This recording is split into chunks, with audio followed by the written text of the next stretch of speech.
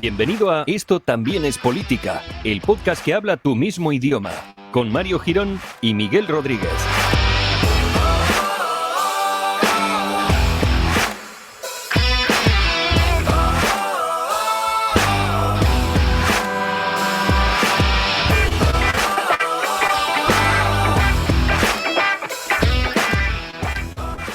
Hola amigues, bienvenidos al episodio número 148, si no me equivoco, sí, porque lo tengo ahí arriba en el título de Esto también es política, el podcast que llega hasta tus oídos desde, también nos tenemos que saludar hoy, desde el norte de África, donde nos encontramos pues pasando ya calor sahariano y bueno, intentando adaptarnos. La gente ya está cambiando los coches híbridos enchufables por camellos y estamos empezando pues a vestir como los propios autóctonos de la zona desértica, con sus ¿cómo se llamen? Lo que llevan encima, no me acuerdo. ¿Qué tal, Miguel? ¿Cómo estás? Pues bien, bueno, decirte que yo estaba a punto de venir enseñando carne ya porque no aguanto este horno. Y también decirte que lo de los coches y los camellos hace tiempo ya, que aquí ya se maneja el tema camello. Incluso hay camellos que van en coches eléctricos ya para ahorrar. Que te iba a decir que siempre dicen que en el desierto hay que ponerse como más ropa, ¿no? Y tomar bebidas calientes para pasar el calor. ¿Tú qué opinión sobre eso, por favor?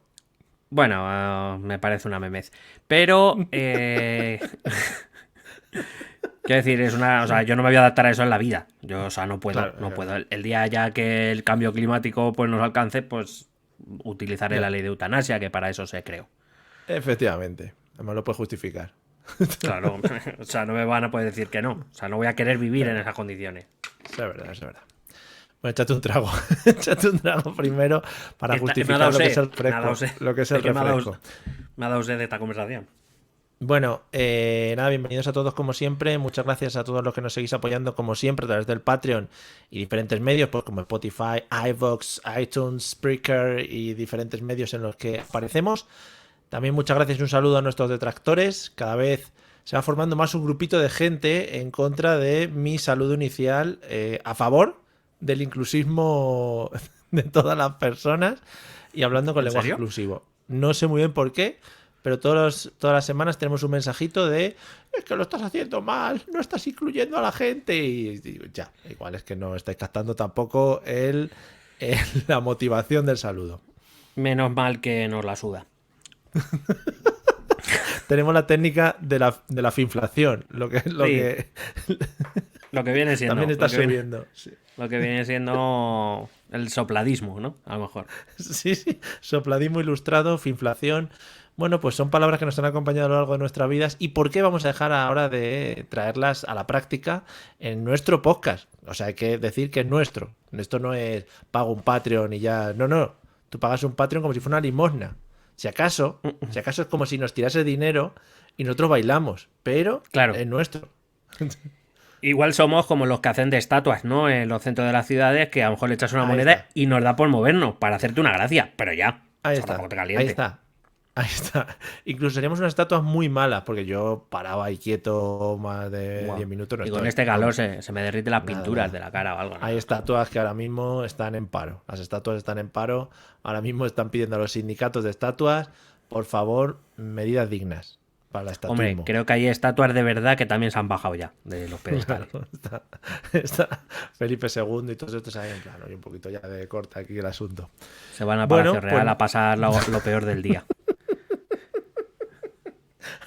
A las caballerizas.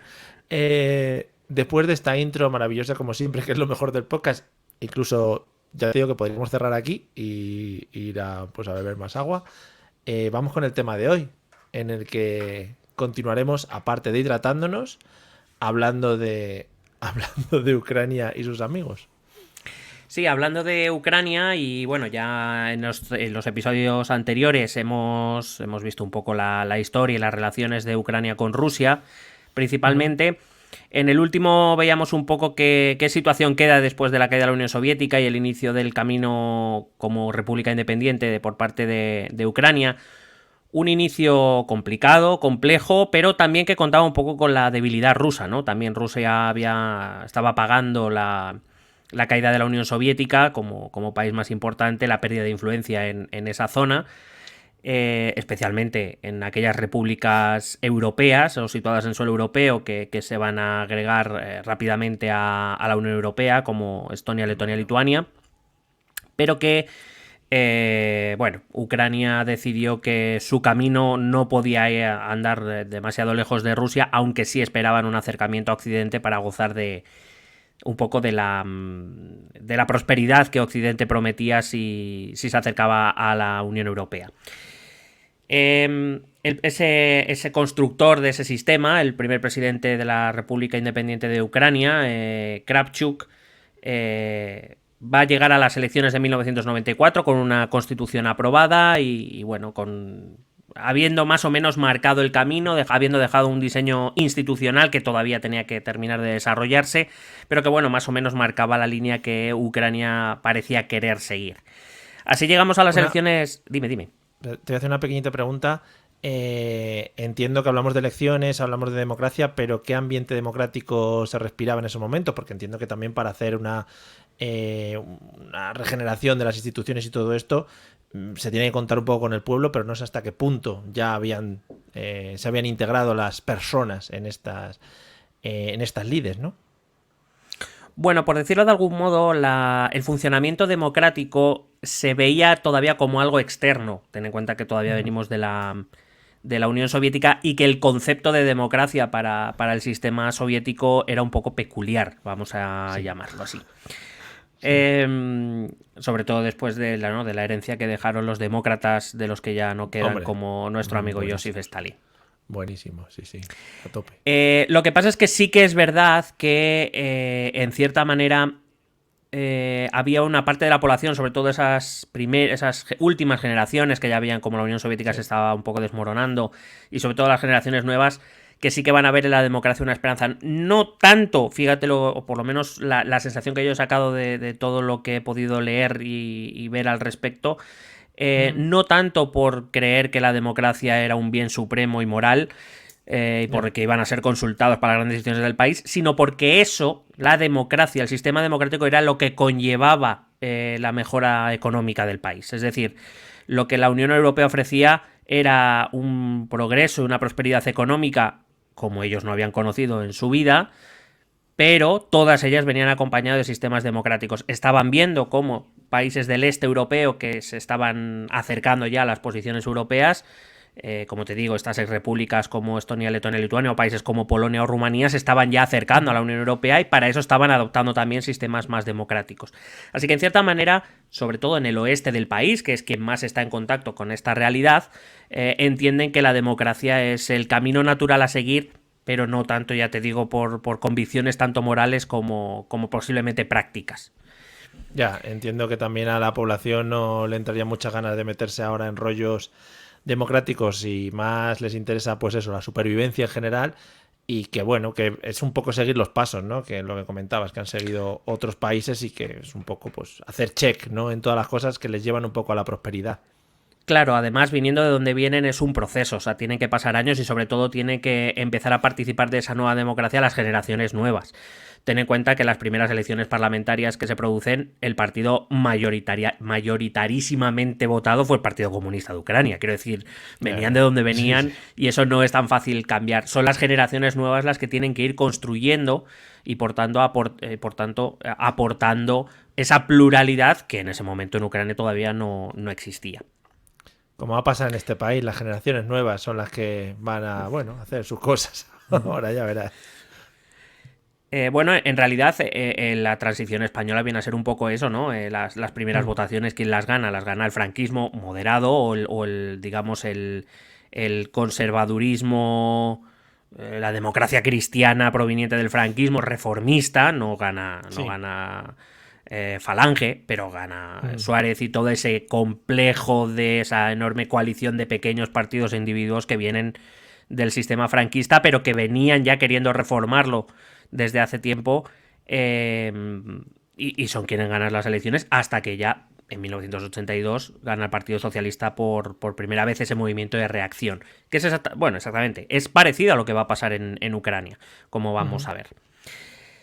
Llegamos a ese 1994 en esas elecciones presidenciales que van a enfrentar a Kravchuk, al presidente que en ese momento estaba, con un ex primer ministro suyo, había funcionado como primer ministro, también de nombre Leónidas, igual que Kravchuk, en este caso Leónidas Kukma, que se va a presentar a ser el presidente prometiendo reformas económicas y mejores relaciones con Rusia de lo que Kravchuk había realizado. Hay que recordar que Kravchuk en ningún momento había planteado la ruptura de relaciones con Rusia, si bien es cierto que se mostraba escéptico de las intenciones de Rusia, por ejemplo, con la creación de la Comunidad de Estados Independientes, pensando que quizá lo que pretendía Rusia era recrear una nueva especie de Unión Soviética que girara otra vez alrededor de Moscú, cosa que Kravchuk quería evitar. En ningún caso previó ni favoreció la ruptura de relaciones con Rusia, ni mucho menos. Pero digamos que claro, esos primeros años son un poco de alejamiento de Moscú. Necesitan estaban emprendiendo un camino propio desde antes de la creación de la Unión Soviética, un camino propio, y evidentemente tienes que marcar una mínima distancia con otros estados, porque si no sigues siendo lo mismo que antes. Y digamos que una parte de la sociedad, especialmente la situada en la mitad este del país, que ve algunos movimientos de Kravchuk con cierta sospecha, ¿no? Con cierto recelo por lo que eso pueda significar, teniendo en cuenta, repito, que la relación, especialmente de la población del este y del sur ucranianos, son muy estrechas todavía con Rusia. Y repito, no tanto política o moralmente, sino en lo que tiene que ver, por ejemplo, con cuestiones como familias, que tenían miembros a uno y al otro lado de la frontera, o podemos, por ejemplo, hablar de la religión, donde la Iglesia Ortodoxa moscovita, que es autoproclamada la cabeza de toda la Iglesia Ortodoxa, la Iglesia Ortodoxa, pues claro, era su referente espiritual y religioso, y simplemente tener la sensación de que se estaban intentando alejar de ello provocaba cierto recelo por esta parte de la población. Así que, por decirlo de algún modo, estas primeras elecciones establecieron algo que vamos a volver a ver, aunque va a haber un pequeño paréntesis, como vamos a ver, pero que va a marcar las relaciones internas ucranianas. Y es una división clara entre el este y el sur del país, es decir, lo que son principalmente las regiones de Kharkiv, Mariupol, Donetsk y Lugansk, más Crimea, de la que ya hablábamos, y del resto del país. Un este que quiere relaciones estrechas con Rusia por todo lo que eso implica, y un oeste que anhela o que prefiere avanzar hacia posiciones más europeístas, repito, no tanto por una cuestión ideológica o de ideales, sino por una cuestión puramente práctica. Estas elecciones, esto se pudo ver en el voto. La mitad oeste del país votó mayoritariamente a Kravchuk, la mitad este votó a Kukma. En este caso fue Kukma quien ganó las elecciones y se convirtió en presidente de la República Ucraniana. Hay que decir que Kukma había hecho carrera en la industria pesada soviética, era miembro del PQS, no del Partido Comunista de Ucrania, sino del Partido Comunista de la Unión Soviética, lo cual implicaba que era bastante más cercano a Moscú que a Kiev.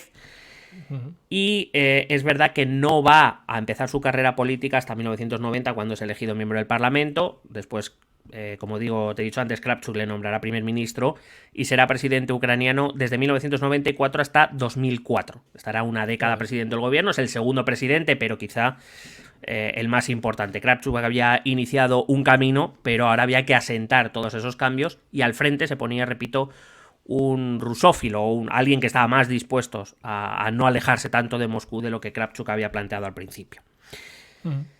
Políticamente hay que decir que no se alejó mucho de lo que Kravchuk estaba haciendo, es decir, si hablamos de cuestiones prácticas del día a día, no realizó grandes cambios. De hecho, ni siquiera reorientó la política exterior ucraniana, es decir, no abandonó ni siquiera el acercamiento a Occidente, sí que reactivó el acercamiento a Moscú, es decir, no quería tanto alejamiento de Moscú tal y como Kravchuk había planteado. De hecho, él siguió participando en la CEI como observador, igual que Kravchuk había decidido. Recuerda que te dije que Kravchuk decidió no participar plenamente de la CEI, aunque sí acudía a las reuniones como observador, es decir, como un agente externo, sobre todo esperando qué quería hacer Moscú con eso, o cuáles eran las verdaderas intenciones. Así que ni siquiera eso cambió Kukma, no supuso un gran trauma para el país. Sí he decidido traer las elecciones porque sí que van a marcar un poco lo que va a ser el futuro inmediato de Ucrania. De hecho, bajo la presidencia de Kugma, en 1994 Ucrania se va a unir al programa de Asociación para la Paz que estaba dirigido por la OTAN. Es decir, no en ningún momento abandonó el acercamiento a Occidente como se podía prever por haber anunciado que no quería alejarse tanto de Moscú. Y en 1995, también bajo su presidencia, Ucrania ingresó en el Consejo de Europa, que no tiene nada que ver con la Unión Europea, recuerdo. El Consejo de Europa es un organismo que implica a todos los países europeos y que tiene que ver con cuestiones económicas, judiciales, de derechos, etcétera. Digamos, es una especie de asamblea europea que, repito, no está ligada a la Unión Europea, pero que le hacía ingresar en un club de países occidentales principalmente. Con lo cual, vamos a ver que Kugma al principio no va a ser demasiado diferente. Su primera Perdón, Kugma. También entiendo que el estar rodeado de grandes potencias y grandes núcleos te arrastra un poco hacia ellos, ¿no? Es decir, o sea, tú puedes ir por libre, pero claro, es que vas a poder conseguir muy pocas cosas yendo por libre, sobre todo, pues eso, teniendo dos grandes bloques a los lados que están creciendo mucho. Bueno, Rusia un poquillo menos, pero Europa a pasos un poco más grandes.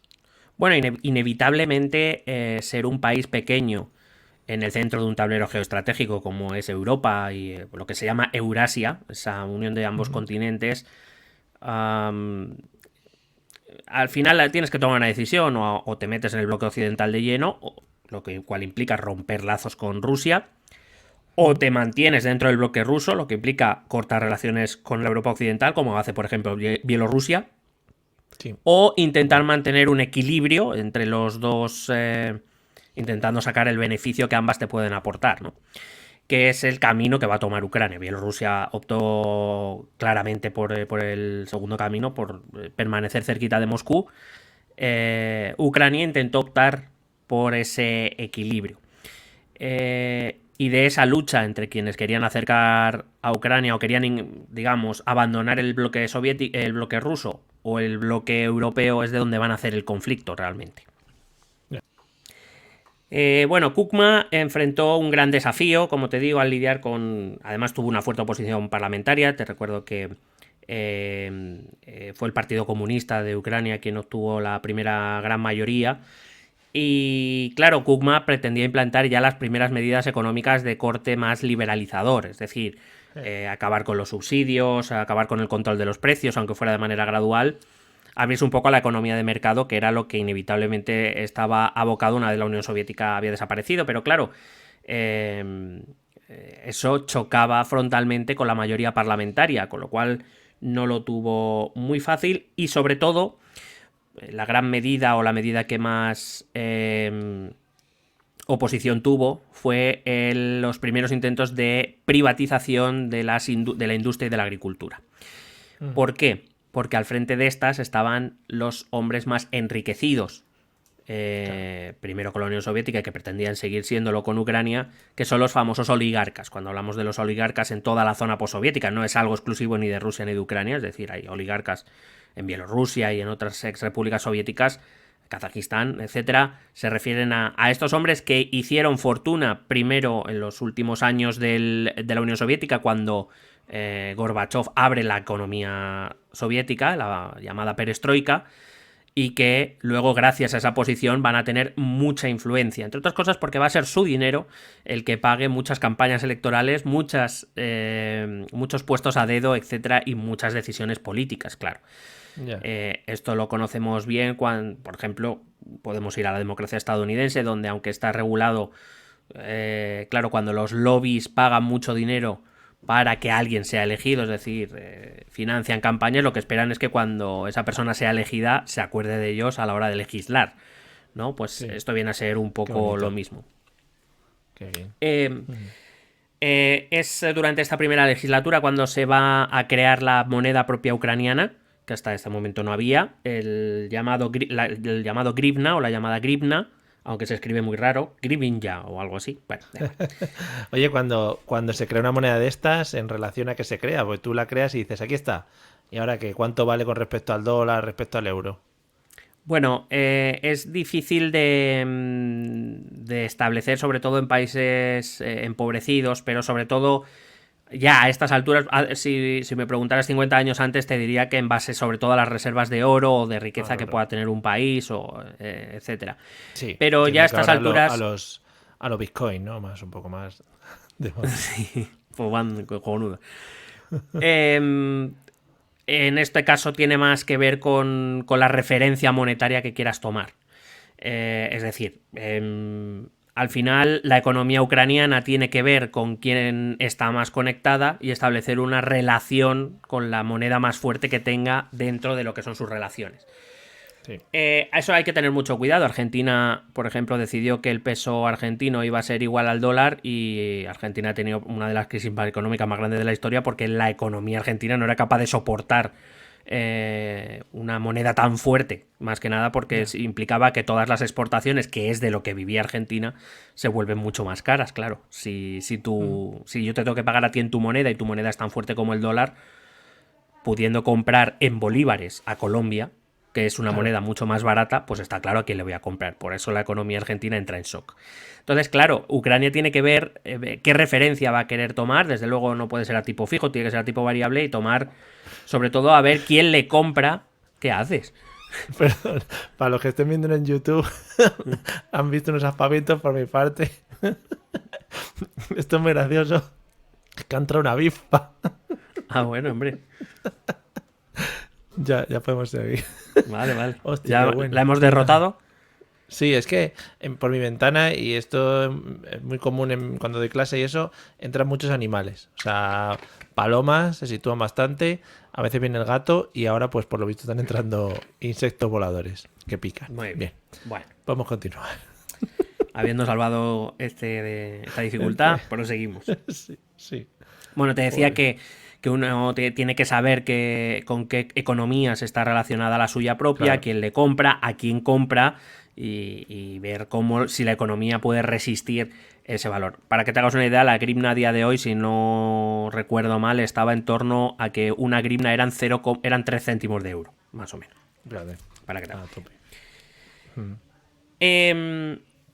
Hay que decir que la política que intentó llevar a cabo Kuma, sobre todo la liberalización económica, no era tan sencilla también porque veníamos de un sistema enormemente burocratizado, como era todo el sistema comunista, y había mucha gente que vivía de eso.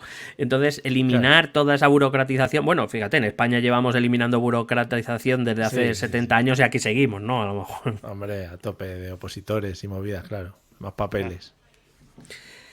Además, Rusia tuvo una crisis económica importante en 1998 que también le afectó mucho, pero cuando llegó el cambio de siglo parece que la economía ucraniana, la economía ucraniana remontó, empezó a despegar, especialmente a través de las exportaciones, primero de cereal, que son un tema muy actual, y también de gas, claro, que son las dos grandes exportaciones ucranianas.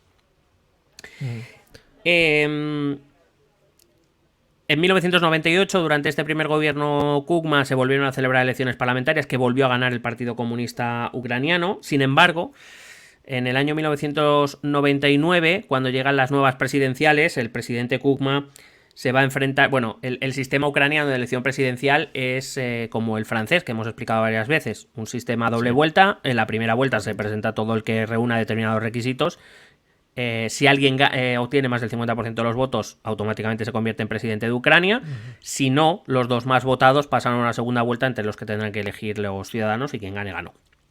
Muy bien. En esas elecciones de 1999 llegaron a segunda vuelta el líder del Partido Comunista Ucraniano, Petro Simonenko, y el propio Leonidas Kukma, que, pues aprovechando que era presidente de Ucrania, pues decidió usar todos los medios públicos y toda la financiación pública para darse bombo, por lo que fuera. Qué bonito, joder. Dice, que no se podía esta movida. Claro, es que nadie me lo ha explicado siendo yo presidente. ¿Quién vigila al presidente, no? Es como quién vigila a los que vigilan. Pues ahí está. Amigos, es lo que hay. La cuestión estaba en que, como te he dicho, las primeras elecciones presidenciales, el país se dividió entre el este y el oeste de Filadelfia. Y es que me está aguantando, pero ya que lo has metido tú. Claro. Sí. Sin embargo, estas elecciones fueron un poco diferentes. Si alguien va a buscar los resultados electorales o a alguien le interesa, se puede encontrar relativamente fácil. Ha sido probablemente la única elección presidencial donde el país no se dividió en dos, en este y oeste. Pero, ¿por qué? Eso tiene una explicación sociológica interesante, y es que en estas segundas elecciones lo que se estaba cuestionando era el modelo Kugma liberalizador, más cercano a Occidente, más cercano al capitalismo, que caminaba hacia el capitalismo, estaba muy lejos de ser capitalismo, pero Sí, claro. evidentemente los pasos eran los que eran, y el líder del Partido Comunista Ucraniano, que había ganado un año antes las elecciones parlamentarias, y que si vencía esas elecciones, parecía inevitable el retorno de Ucrania a una economía más cercana a Rusia y sobre todo más cercana al comunismo soviético. Así que digamos que la elección aquí no era occidentalistas versus rusófilos, sino comunismo sí o comunismo no, básicamente. Entonces, esa elección, digamos, si mirásemos un mapa de dónde ganó cada uno, no hay una división clara este-oeste, sino que eran la contraposición de dos modelos en los que ganó por segunda vez Leonidas Kugma. Son varios artículos que he encontrado donde lo que se dice ahí es que se hizo un segundo referéndum de independencia, ¿no? Si queríamos volver al anterior o... Bueno, si querían, pues yo no estaba, ni era ucraniano, ni lo soy. Sería una sorpresa para todos. Y yo voté en esas elecciones antes de venir a España. Bueno. Digo que fue una especie de votación de si se quería avanzar en el camino más hacia buscar una economía más abierta que la anterior, o regresar, dar pasos hacia atrás de todo lo que se había hecho. Esas elecciones las ganó Kugma, es decir, parece que el pueblo ucraniano decidió que había que seguir hacia adelante en la búsqueda de una economía más abierta y más enriquecedora para su población. Repito, entre otras cosas porque lo que tienen es el espejo de los países de su alrededor, que no son Rusia ni Bielorrusia, todos los demás, que están avanzando en sus economías capitalistas, en su democratización y en su prosperidad. Hay que decir que hubo organismos internacionales supervisando las elecciones que establecieron que Kugma había hecho unas poquitas de trampas, sobre todo por la utilización de los medios públicos en su favor. Normalmente, perdona, cuando hablan de eso, de que hay organismos internacionales vigilando y tal, es como, bueno, vamos, lo decimos, pero al que ha ganado se la suda un poquito, ¿no? Y es un poco para que otros países digan, sí, yo apoyo a este tío o justifico su victoria, ¿no? Bueno, no te creas, la supervisión de los organismos... A ver, dependiendo del país, hay países que se la sudan los organismos, los observadores internacionales. La sudan bastante.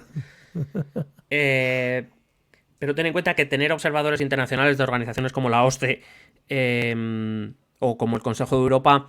que ratifiquen tu victoria, no solo te presenta evidentemente como un candidato legítimo que ha ganado legítimamente unas elecciones, sino que sobre todo te posiciona internacionalmente. Difícilmente, por ejemplo, en este caso, la Unión Europea podría abrirse a negociar con un país que no tiene elecciones libres y mínimamente limpias. Ya no te digo que las tengamos limpias, no seamos ingenuos, repito, venimos de donde venimos, con las estructuras de poder soviéticas sin desmontar del todo, y eso implica pues que, por lo que sea, hay un poquito de corrupción por el camino, ¿no? Sí. Claro, pero es que es difícil perder las tradiciones, como aquí en España, que se va, pues te vas a tomar unas tapitas, ¿no?, antes de votar y quedas con la familia y tal, no sé qué, pues hay un poquito de corrupción y de cambiar votos. Pues claro, sí, hombre. Claro. Una tradición. Corrupción en Mariupol, una gran serie. Tenía menos producción, tenía menos presupuesto que corrupción en Miami, menos barcos y tal, pero bueno, ahí estaba. Sí. Y menos camisas abiertas, también te digo. Un poquito más Rebequita, era de Rebequita Chada. Las mujeres llevaban chal. Dice, ponte la Rebequita que va a refrescar en Mariupol. Ponte el Chaliupski. Bueno, te decía que evidentemente que la OSCE determinara que esas elecciones habían concurrido dentro de la normalidad, es decir, la OSCE sí que hizo patentes las irregularidades, criticó el uso de los medios públicos por parte del presidente Kugma, pero también es verdad que estableció que la diferencia había sido lo suficientemente grande como para pensar que ni siquiera eso había determinado un enorme cambio en la votación y que Kugma hubiera ganado en cualquier caso. Por decirlo de algún modo, Kugma lo que había hecho era asegurarse no pasar sustito, por lo que fuera. No dejar ahí ningún fleco por ahí abierto, es verdad. Entonces, como te digo, estas elecciones del 99 parecieron indicar, ¿no?, que efectivamente Ucrania había encontrado su camino, que era un camino intermedio, un camino de equilibrio entre Occidente y Rusia, y que lo que estaba recorriendo era la apertura hacia Occidente. La cercanía a Rusia la tenía tradicional históricamente, con lo cual, digamos, el camino que tenía que recorrer era el acercamiento hacia Europa. Tras las elecciones, la verdad es que Kukma sorprendió bastante a los ucranianos cuando nombra como primer ministro. Sí que te iba a pedir, que no se me olvide, voy a hablar. A ver, he intentado reducir el número de nombres a lo mínimo imprescindible, ¿vale? Evidentemente, sí. Aquí hay nombres de muchos oligarcas, muchos exfuncionarios, muchos, hay mucha gente aquí metida. Lo he reducido al mínimo imprescindible y a lo mejor vamos a intentar que sea lo menos complicado posible, es como cuando hablábamos de Afganistán, ¿no? Pues algunos nombres hay que dar porque son personajes fundamentales. Entonces, si en algún momento yo me pierdo o tú te me pierdes, por favor, avísame para rehacer el relato. Vale, hablaremos. Esto es como Juego de Tronos. Es en plan, de una temporada a otra van saliendo muchos nombres, hay que asentarse. Te iba a decir que no son tantos nombres, va a haber muchos que se van a repetir, los he reducido al mínimo imprescindible porque hay figuras políticas que arrancan ahora y que van a llegar hasta prácticamente que se enganchan al trono ahí, como algunos que conocemos. Vale. Bueno, te decía antes que Kukma va a sorprender a los ucranianos cuando, empezando su segunda legislatura, decide nombrar como primer ministro a un hombre que viene del Donbass. Donde él no había sido el más votado, había sido el más votado el Partido Comunista. Concretamente, un nombre con el que nos tenemos que quedar porque va a ser muy importante en todos los siguientes 20 años, que es Víctor Yanukovych. Víctor Yanukovych, Víctor Yushchenko. Bien, empezamos bien con los nombres, ya me he perdido. Víctor Yushchenko. Yushchenko es un ex militar y un banquero ruso. Ucraniano, líder, se presentó a las legislativas como líder de una coalición de partidos políticos liberales y liberales conservadores, digamos de centro y centro-derecha, de corte europeísta y algunos de esos partidos eran más bien nacionalistas ucranianos. Esa coalición se llamó Nuestra Ucrania. Y digamos que sorprendió porque era una decisión muy pro-occidental para lo que quizás esperaba de Kukma. Hay que decir que durante su mandato, durante el gobierno de Yushchenko, la economía ucraniana mejoró mucho, pero aquí es donde va a aparecer la segunda figura. Yushchenko había nombrado como su vicepresidenta, o una de sus vicepresidentas, y ministra de Energía, y esta figura es muy importante, a Yulia Tymoshenko. Hay que decir que no eran del mismo partido, digamos, no veían las cosas igual, pero en este momento, por decirlo de algún modo, lo que les unía era el ser proeuropeos a los dos. Tenían visiones sobre la economía ciertamente distintas y sobre algunos otros aspectos, pero sobre todo era el europeísmo lo que les había unido. Y claro, Tymoshenko entró en conflicto con los grandes oligarcas del gas y de la minería del Donbass, que, bueno, eran gente poderosa, evidentemente, tanto la propia ucraniano, y tenían poderosas conexiones con Rusia, claro. El conflicto acabó en una moción de censura contra el propio Yushchenko, que triunfó en 2001. Yushchenko fue apartado del poder por la mayoría parlamentaria porque, como te digo, estos oligarcas tienen mucho poder. Y el Partido Comunista lanzó esta moción de censura contra Yushchenko y consiguió apartarle del poder en el año 2001.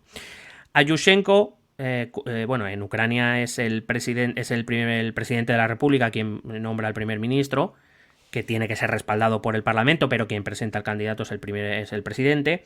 Le sucede Anatoly Kinakh, no es un nombre tampoco demasiado importante, pero bueno, sí, para que veas un poco el bandazo que va a pegar Kukma.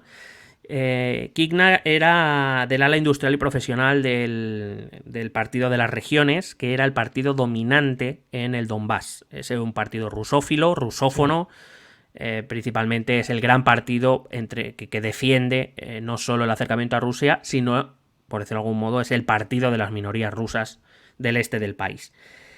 Hay que decir que aún así, repito, estamos hablando de conflictos concretos porque la política general en realidad ninguno la va a cambiar, al menos de momento.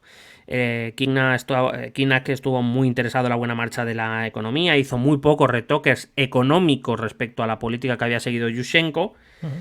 Y precisamente por esto, aunque suene a contradicción, precisamente por esto, un año después, Kukma va a destituir a Kinak. Se cree, se comenta, se rumorea que Moscú no estaba muy contento después de las... Porque, claro, si el cabeza del partido, ya, defensor de los rusos, claro, en Ucrania, desde luego, no hace nada por cambiar las cosas, pues a lo mejor este no es nuestro nombre, ¿no? Entonces, claro, todo se comprendió cuando Kukma nombró al sucesor de Kinak, que va a ser otro miembro del Partido de las Regiones, gobernador del Oblast de Donetsk hasta ese momento, llamado, ahora sí, Víktor Yanukovych. Era un ingeniero, es economista, unas cuantas cosas más, y pues vais a buscar su perfil, vais a ver que es un montón de cosas, que, como te digo, se convirtió en el gobernador del Oblast de Donetsk, la región industrial más importante de Ucrania y la más cercana, es la que es una de las fronteras con Rusia, con una minoría muy importante rusa, de población mayoritariamente rusófona, es decir, que habla ruso, etcétera, etcétera. Yanukovych se acercó mucho más a Moscú, es decir, se entendió el cambio. Y por eso te digo que se rumoreó que el Kremlin estaba detrás de eso, porque Yanukovych sí que llevó una política mucho más decidida a acercarse a Moscú de lo que había hecho Kinak. Sin embargo, también Yanukovych tampoco se va a alejar tanto de lo que habían hecho sus predecesores, en tanto en cuanto Yanukovych estableció que uno de los objetivos prioritarios y estratégicos para Ucrania debía ser participar en la Unión Europea. Pero claro, algo tendrían que ver cuando llegan allí al poder, a la presidencia, como para cambiar tanto radicalmente, no radicalmente, sino que apoyar sus políticas en la continuidad que tenían los presidentes anteriores, ¿no? O sea, algo habría que... Ahí dice, joder, es que si vamos por el otro lado, la pifiamos. Bueno, yo creo que los principales líderes ucranianos, me atrevería a decir incluso que algunos, al menos, de los oligarcas ucranianos, tenían claro que la mejora del país o la prosperidad del país pasaba por un acercamiento a Occidente, que eso solo con Rusia no lo iban a conseguir. La diferencia, o digamos donde se entra en conflicto, es qué relación debe mantener Kiev con Moscú. Si debe ser una relación prácticamente de sumisión, como era la que tenía Bielorrusia, o debían intentar mantener unas relaciones de igualdad entre dos estados, lo cual era tremendamente complicado, porque Rusia no es cualquier otro estado. Claro. O si definitivamente debían cortar amarras. No es tanto el acercamiento a Occidente lo que se cuestiona, y de hecho hay que decir que Moscú en esa época también está tejiendo relaciones con Occidente. Es decir, ellos saben que la salida a la crisis provocada por el hundimiento soviético pasa por Occidente, que es donde está la riqueza, principalmente. La cuestión está en qué relación se tiene con Occidente y qué relación se tiene con Moscú. En este caso, Yanukovych estableció una línea clara. Queremos ser Unión Europea, no queremos ser OTAN.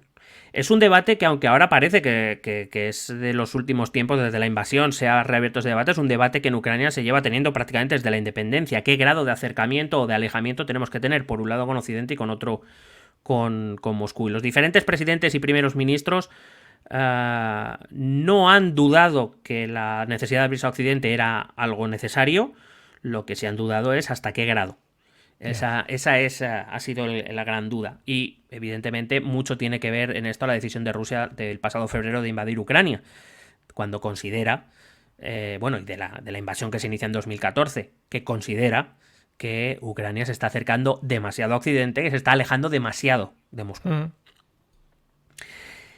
De hecho, por ejemplo, Yanukovych, que recuerdo, Ucrania tenía ciertos lazos con la OTAN, no va a dejar de cumplirlos, va a enviar soldados a Irak cuando Estados Unidos inicia la invasión en 2003, es decir, él establece una hoja de ruta, es Unión Europea sí, OTAN no, lo que no significa que de repente vayamos a volar todos los puentes que tenemos ahora mismo por los aires. Enemistarse con Estados Unidos, con un estado con el que después del asunto nuclear había tenido buenas relaciones y habían recibido muchas inversiones, pues tampoco era algo demasiado inteligente.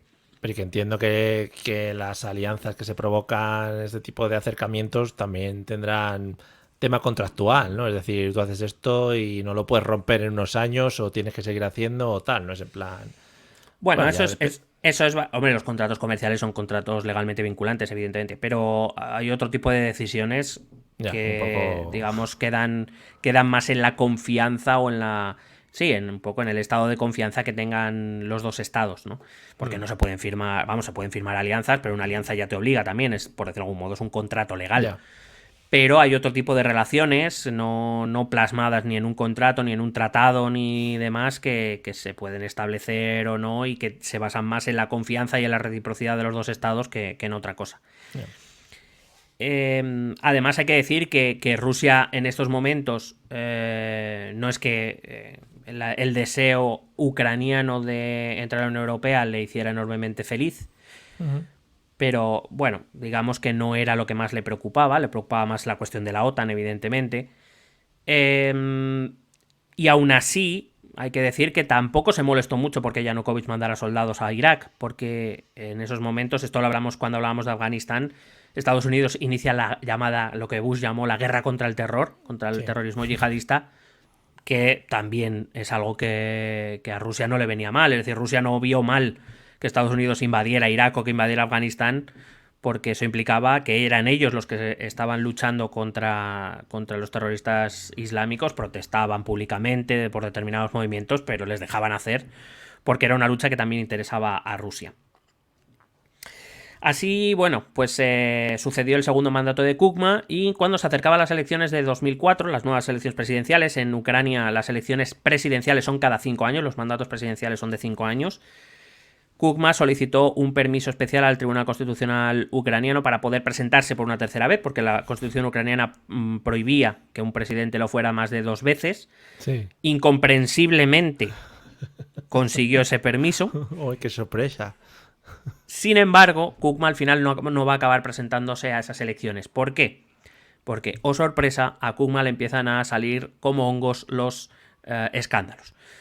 No solo escándalos de corrupción, sino sobre todo va a haber 2 casos, 2 escándalos que le van a apartar de esa carrera presidencial. A partir de unos audios grabados en un cassette, creo recordar. Claro, hemos mejorado ahora. Ahora ya vamos con móviles. Sí, ahora ya lo saben todo de ti, el Alexa. Que te decía que había uno de los guardaespaldas de Kukma había decidido en un momento dado empezar a grabar todas las reuniones del presidente Kukma. Unas movidas que vio por ahí, claro. Por lo que sea. No sabemos. Creo que era interés personal, supongo, curiosidad. Se apellidaría Villarejovic, ¿no? Claro. No, a lo mejor era el propio Villarejovic. Era el propio, sí. Va cambiando. Bueno, de todas esas escuchas salieron varias cosas. Las 2 que más destacaron fue una, cómo el presidente Kukma aprobaba la venta de unos radares de manera ilegal a Saddam Hussein, dado que la ONU había prohibido la venta de material militar a Irak. Hay que recordar que la invasión de Irak sí que fue respaldada por la ONU, no así la de Afganistán. Pero la de Irak sí, y la ONU estableció el Consejo de Seguridad de Naciones Unidas, del que forma parte Rusia y Estados Unidos, además de Reino Unido, Francia y China y otros 10 países que son rotatorios. Habían prohibido expresamente la venta de material militar a Irak. ¿Ves? Ahí es donde ves que Rusia no se oponía mucho a lo que Estados Unidos estaba haciendo, porque en el Consejo de Seguridad respaldó esa invasión de Irak. Y te decía que se prohibió expresamente la venta de material militar. En esos audios se escuchaba claramente como Kukma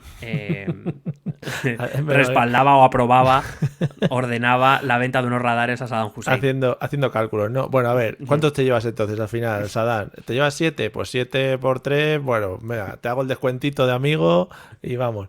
¿Lo quieres con factura? Que si con factura es más caro, ¿eh? Va con IVA, eso. Claro, si con factura tengo que... En fin, qué tíos, ¿eh? Es que si te juntas con los tops, claro. Si te juntas con los tops, al final sales escalado. Claro. El segundo escándalo fue bastante peor porque en esos audios se escuchaba cómo Kukma daba el visto bueno o luz verde al asesinato de un periodista bastante contrario al propio presidente. Muy bien. También hay que mirar si estaban sacados fuera de contexto los audios, porque igual en un día de un calentón me dicen, me cago en tu muerto, no sé qué, mátale. Claro, no, y que igual era una partida del LOL o algo. Claro, y luego que era broma, no le mates, tal, claro. Bueno, pues eso, hay que decir que Kukma nunca entró en la cárcel por esto. Ahora iremos a ver esto por qué. ¿Pero se hizo efectivo el asesinato del periodista? Sí, el periodista Georgi Gongatse fue ejecutado, su cadáver fue encontrado decapitado a finales del año 2000. Joder, qué bien.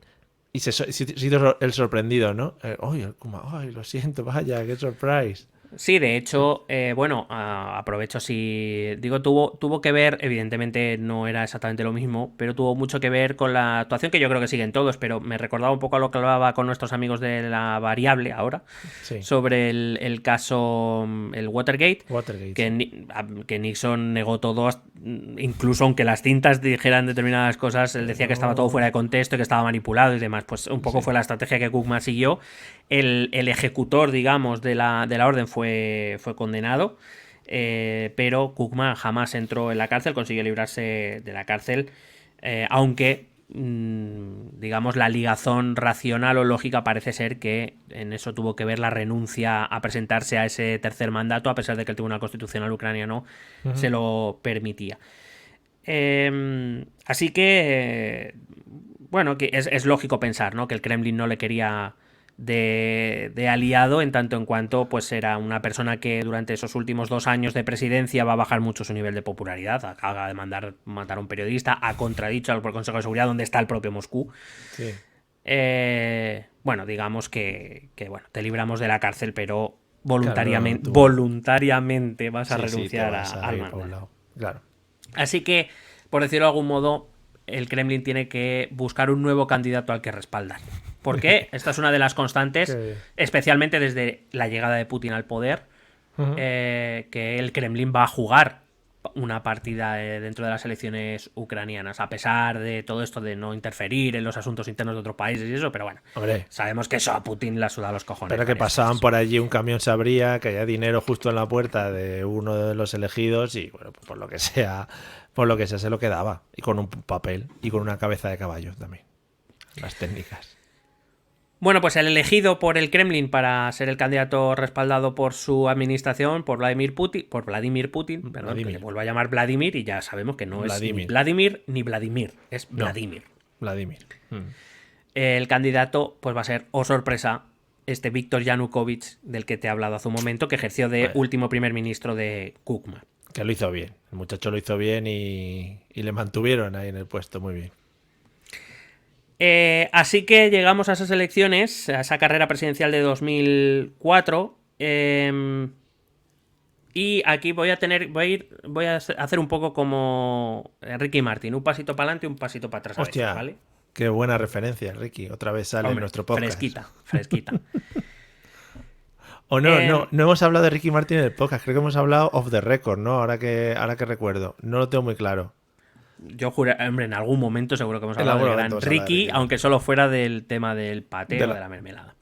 O de la surprise que nos dio. Claro. Ojo, de esa rueda de prensa en el que todo el mundo se quedó picueter, ¿no? Cuando dijo, soy homosexual, y todos dijeron, muy bien, ¿y cuál es la noticia que vienes a comunicarnos, Ricky? Bueno. ¿Quién me paga el billete de autobús, no? Por haber venido aquí. ¿Lo eres tú, Ricky? ¿No? ¿Pero vas a sacar nuevo disco? Porque yo qué sé. ¿Otra vez el perro? Bueno, en fin.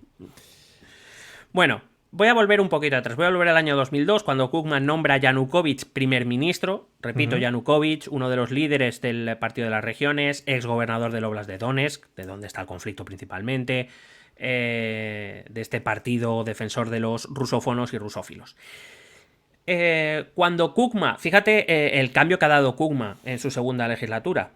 En la primera nombra a Yushchenko, alguien más liberal y europeísta, pasa a un presidente de transición que es Kinak y acaba con Yanukovych, que es un claramente presidente prorruso. Es decir, ha ido de un lado al otro durante sus 5 años.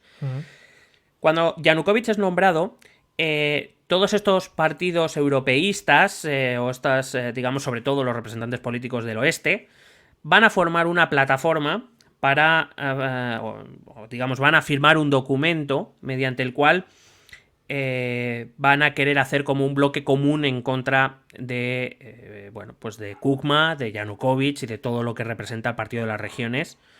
Ten en cuenta que aquí el nacionalismo ucraniano presenta la cuestión como o somos ucranianos o somos rusos, lo que no podemos es ser las dos cosas.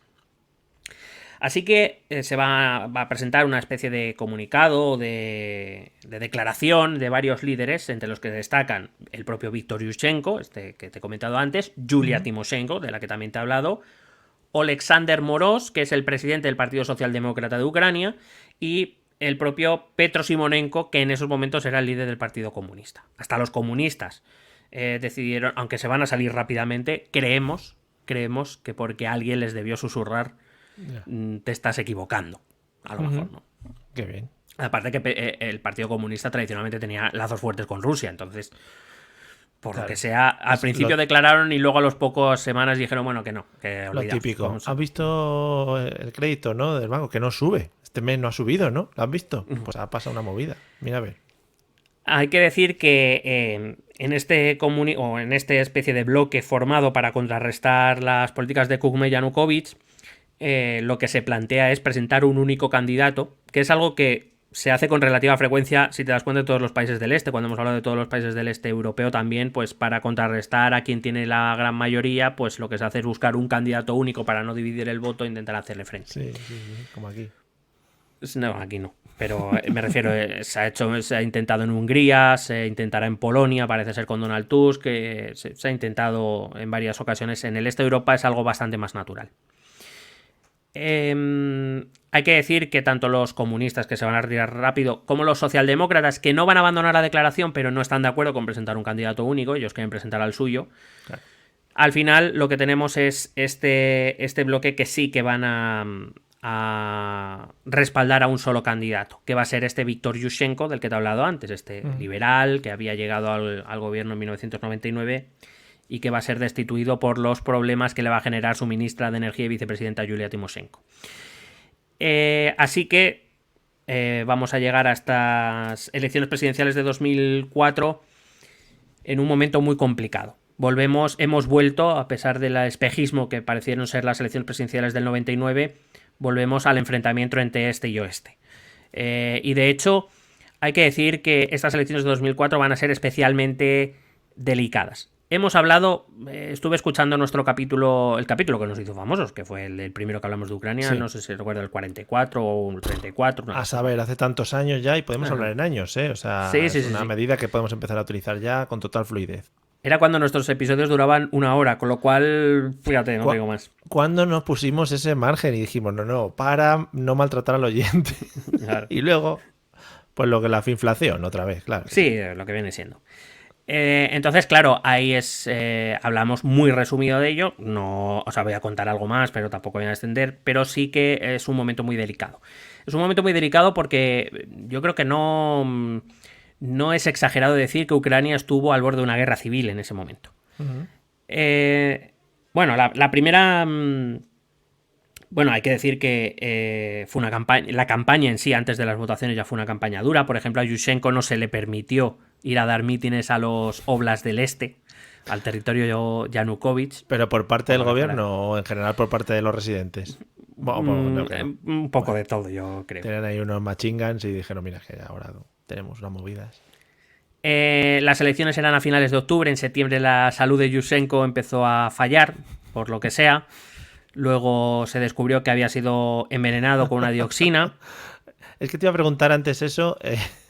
Hubo una temporada en la que se envenenaba mucho a la gente, ¿no? Sobre todo por aquellas zonas. Era en plan, bueno, te has tomado una lenteja, por lo que sea, te hemos colado ahí un poquito de movida. Sí, fue envenenado. Se recuperó para antes de la primera ronda. Él volvió, en cuanto pudo, volvió a la carrera electoral, a la campaña electoral. Pero es verdad que su rostro quedó levemente desfigurado por aquel envenenamiento. Pero bueno, así estaba el tema. O sea, quiero decir, la tensión iba, según se acercaban las elecciones, la tensión crecía y crecía. La primera vuelta, que fue el 31 de octubre, los dos candidatos más votados, evidentemente, fueron Yushchenko y Yanukovych. Más o menos cada uno tuvo el 40% de los votos, es decir, el país estaba completamente polarizado, el resto del 20% se dividió entre el resto de candidatos menores. Y eso implicaba que, por tanto, la segunda vuelta enfrentaba ya directamente a Yanukovych y a Yushchenko, y que el país tenía que decidir, y en este caso ya sí tenía que decidir qué parte del país iba a gobernar, si la parte oeste, que apoyaba a Yushchenko, o la parte este, que apoyaba a Yanukovych. Una pregunta, ¿había mucha implicación en cuanto a ir a votar y ese tipo de cosas? No sé si tendrás datos de asistencia o has visto algo por ahí. Sí, te lo puedo mirar si me das 20 segunditos. Creo que también, no sé, puede ser interesante el rollo de si ese apoyo, ese 40% estaba, pues eso, había mucha gente o había un porcentaje muy alto de votantes, o había mucha abstención o había mucha mandanga. Si la gente ya estaba metida un poco en el juego democrático.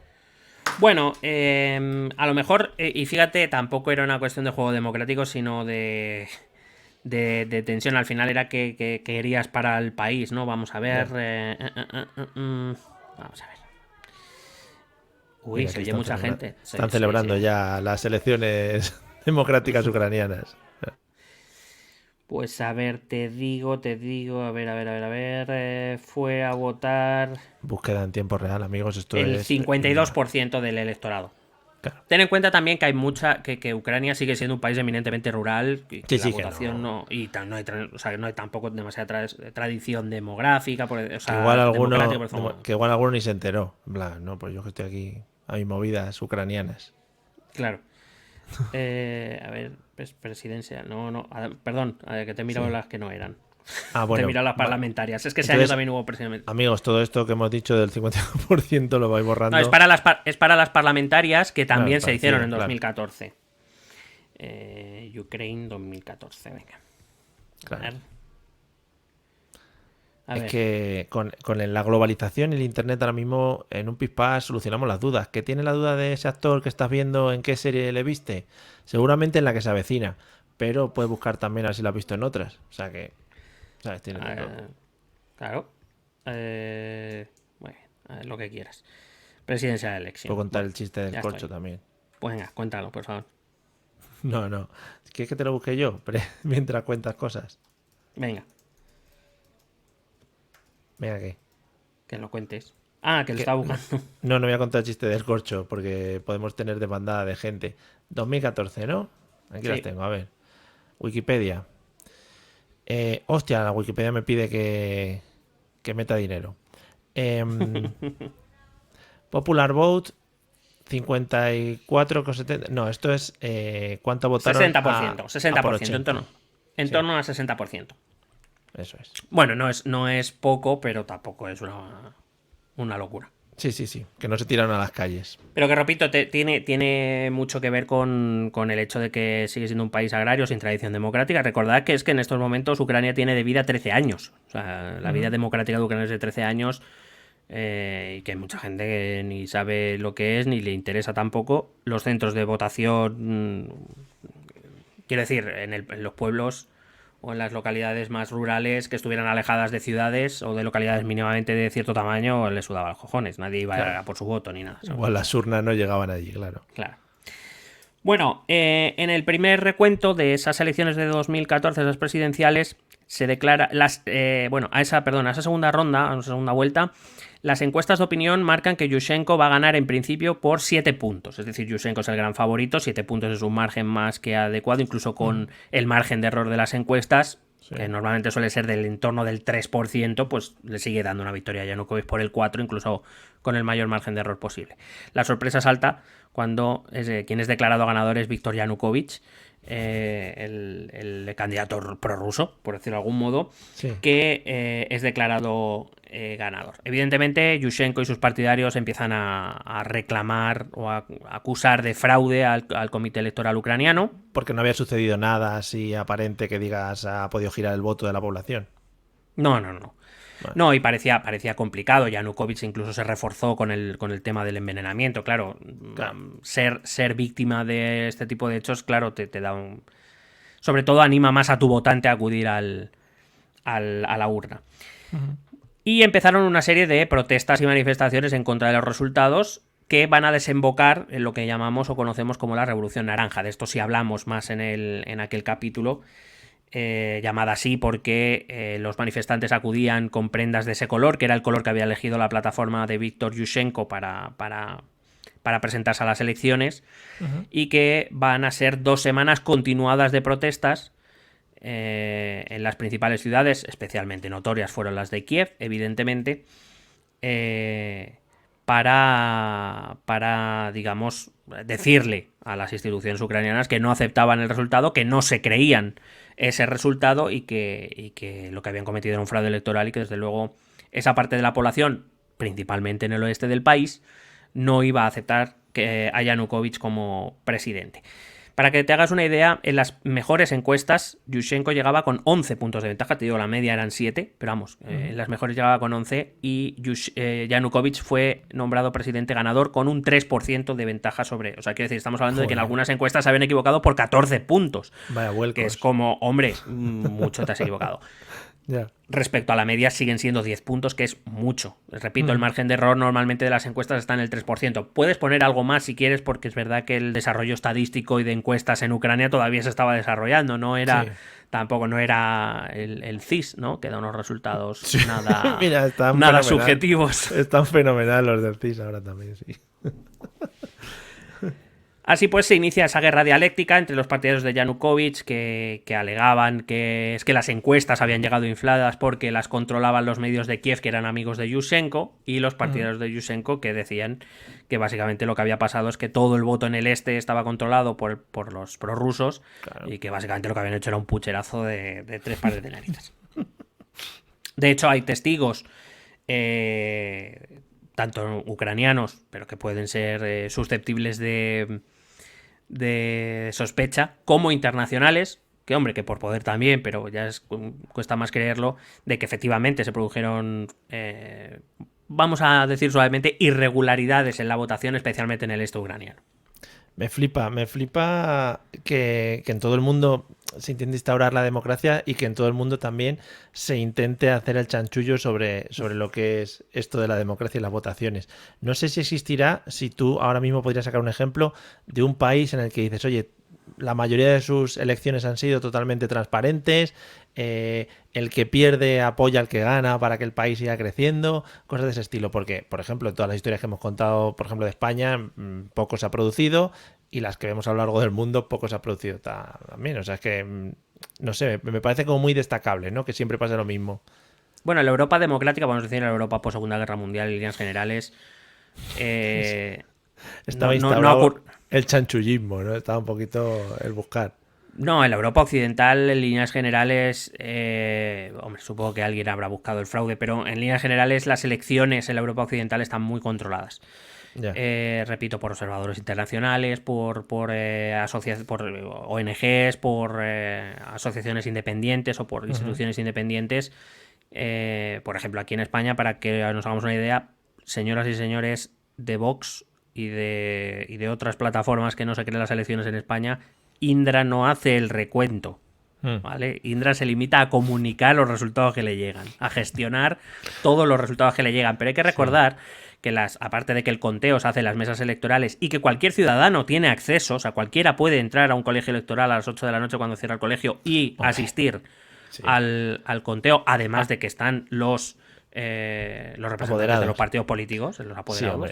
Sí, si me has hecho la tarde y te jode la tarde, es que eso te parte la tarde. Claro, eso sí es verdad. Eso es muy complicado. Y pudiéndote quejar, ¿no? Que al final es lo bonito. Que igual un domingo por la tarde igual hay toros o algo. A esa hora. Entonces las mesas comunican sus resultados a las delegaciones mandan todos los datos a Indra para que luego aparecen los grafiquitos y para que Ferreras, no sabremos si en las siguientes elecciones Ferreras, con todo lo que le está pasando, estará. Pero bueno, para que utilice su pactómetro es Indra quien gestiona y publica los datos, pero no los recuenta. Y que en cualquier caso todos los votos se llevan a juzgados para que en caso de necesitar recuentos, creo que de hecho se recuentan ya por norma, pero en caso de que se soliciten recuentos o que algún tribunal tenga alguna duda, puede solicitar el recuento de esos votos. Es decir, que no es muy complicado llevar a cabo un fraude. A lo mejor en Villanueva de los Narcises, pues a lo mejor alguien puede liarla y votar por un muerto, ¿no? Pero o en el pueblo que todos van a primera hora, abren votan y se van. Eso es maravilloso, me encanta. Yo me los imagino siempre como que en cada elección están a las 8 todos en la puerta con un cronómetro para ver si este año lo hacen más rápido todavía. Récord del mundo, venga. Y con la televisión ahí, sí, somos nosotros los del pueblo, qué risa. Hombre, pues he de decirte que yo, si fuera de ese pueblo, estaría muy agradecido a mi pueblo y haría lo posible cuando no sea mesa electoral. Porque ya que tengo que estar a las 8, si a las 8:20 me puedo ir a mi puñetera casa, se agradece. Muy bonito. Y incluso te puedes tumbar otra vez en la cama, que todavía es pronto. Claro, ahí lo dejo. Con suerte ni se te ha ido el sueño. Incluso pueden venir a tu casa. Ya lo dejo ahí para las próximas elecciones. Urna en la casa, al lado de la cama, triqui-tri, venga. Bueno, pues como te digo, empezaron una serie de... Retornando al tema. Bueno, te decía que en la Europa Occidental es muy complicado. Sí, que en otros países con menos tradición o con menos transparencia institucional, pues claro, es más fácil hacer fraudes. Mira las elecciones en Venezuela o incluso en zonas de Colombia o de México. Sobre todo, ¿no? Claro, pero es un peaje por el que pagar. Hay que decir que, por ejemplo, la España de finales del 19, principios del 20, que es cuando el sistema de Cánovas era el sistema fraude. O sea, que decir, el fraude estaba establecido. O sea, se sentaban Cánovas y Sagasti y decían, a ver, ahora me toca ganar a mí, pues tengo que conseguir tantos votos aquí. Eso, esto era así. Como cuando vas al mercadillo y dices, no, es que tienes que regatear. Y dices, no, pues yo te quiero pagar eso. No, regatea, que es lo obligatorio aquí, claro. Vale. Bueno, pues a raíz de este malestar y de este enfrentamiento, de que unos decían que si las encuestas venían hinchadas, otros que se había habido fraude electoral, se convocaron protestas en muchas ciudades, especialmente llamativas fueron las de Kiev, para los partidarios de Yushchenko. Se llevaron actos muy simbólicos a cabo, como por ejemplo el hecho de que se montaron votaciones, como en Cataluña. Qué bonito. Donde se votaba sí o no a Yanukovych, y por supuesto ganaba el no y todo esto, pero evidentemente era simbólico, no tenía una validez legal. Hubo un acto de juramento de Yushchenko como presidente de la República en el Parlamento. Evidentemente faltaban todos los diputados partidarios de Yanukovych, que eran bastantes, eran muchísimos, pero también sin ninguna validez legal. Pero ese era el punto, ¿no? De casi enfrentamiento popular. Como respuesta, evidentemente, a estos actos, los partidarios de Yanukovych en el sur y en el este empezaron a hacer lo mismo. Empezaron a salir a las calles a protestar, amenazaron, y de hecho amenazaron con la ruptura del país. Llegaron a amenazar con la declaración de independencia si Yanukovych no era aceptado como presidente de la República una vez había sido declarado ganador. Y que, entendiendo que lo que estaban haciendo a cabo los partidarios de Yushchenko y de Timoshenko eran los grandes líderes, las cabezas visibles de la Revolución Naranja, era arrinconar a los rusófilos y a aquellos que eran más cercanos a Rusia, porque lo que querían era una Ucrania sin rusos.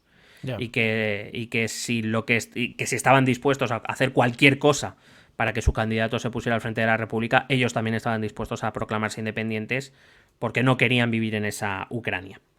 Joder. Se calcula que entre ambos movimientos, entre los de uno y otro bando, se calcula que se movilizaron en torno a unos 10 millones de personas. Estamos hablando de un país que en aquella época debía tener en torno a los 40 y algo millones. Es decir, una parte muy importante del país se movilizó y varias de esas movilizaciones se volvieron muy violentas. Se volvieron bastante violentas.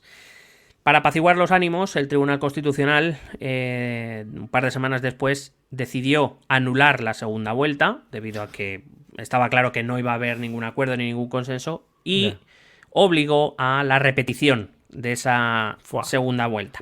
Irían un poco quemados ya la segunda vuelta esa, ya irían calentitos.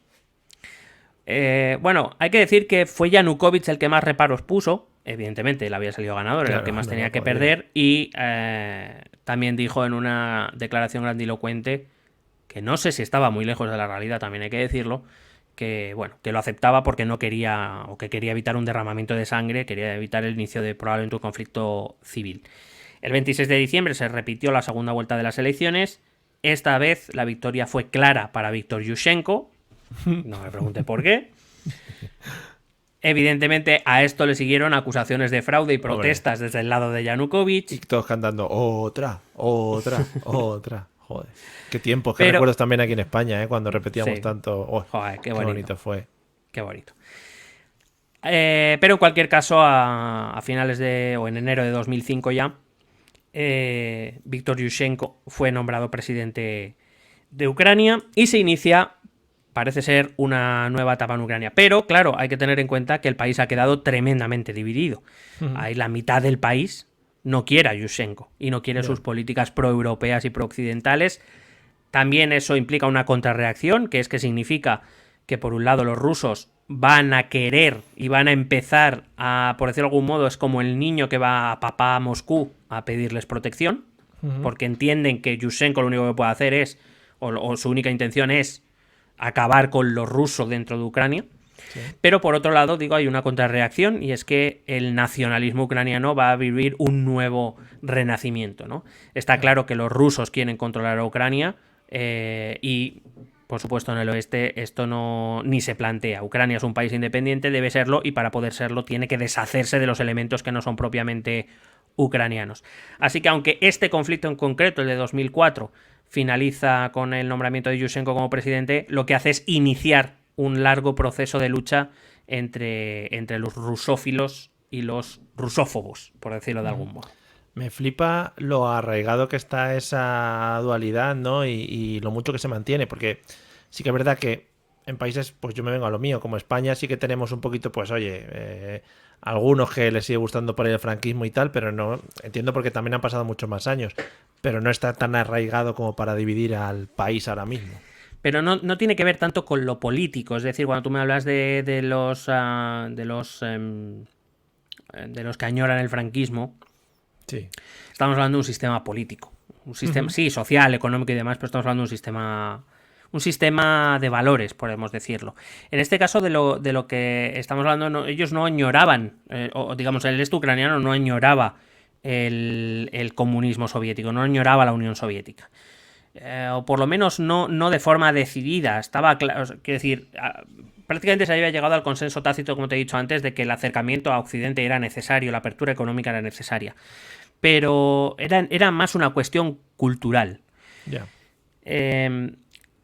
Al final es que es un poco la esencia de todo el conflicto que ha habido siempre entre Kiev y Moscú, y que venimos hablando en todos los capítulos.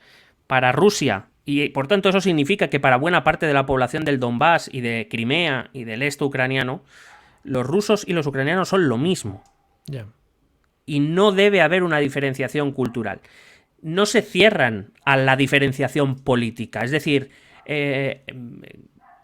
excepto desde algunos sectores muy recalcitrantes, pero en líneas generales no se ha puesto en cuestión, por lo menos no de manera muy decidida, que Ucrania no deba ser un país independiente. Ya. Sí se ha puesto en duda que si Ucrania es rusa o no lo es. Ya. Para Moscú, y repito, para la mayor parte de los de los rusófilos, principalmente en el Donbass, en la zona de Crimea, en la zona de Mariupol, la zona de Kharkiv cada vez menos, igual que en Mariupol, pero en estas regiones Ucrania debe ser rusa, sea independiente o no. Quiero decir, la cuestión política es secundaria para ellos. Es secundaria para ellos.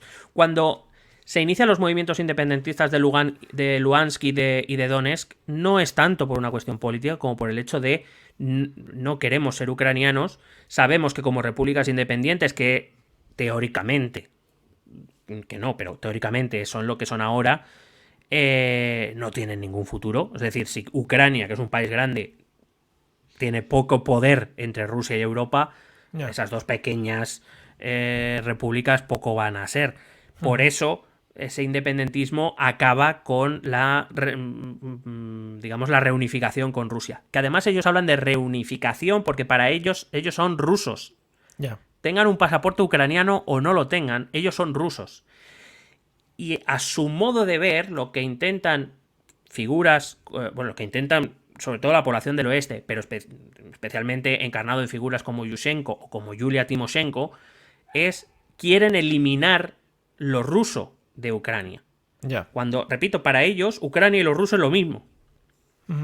Mientras que en el otro lado lo que se está viendo es, oye, nosotros somos un país independiente, somos ucranianos, siempre hemos vivido bajo las botas de unos y de otros, especialmente de Moscú.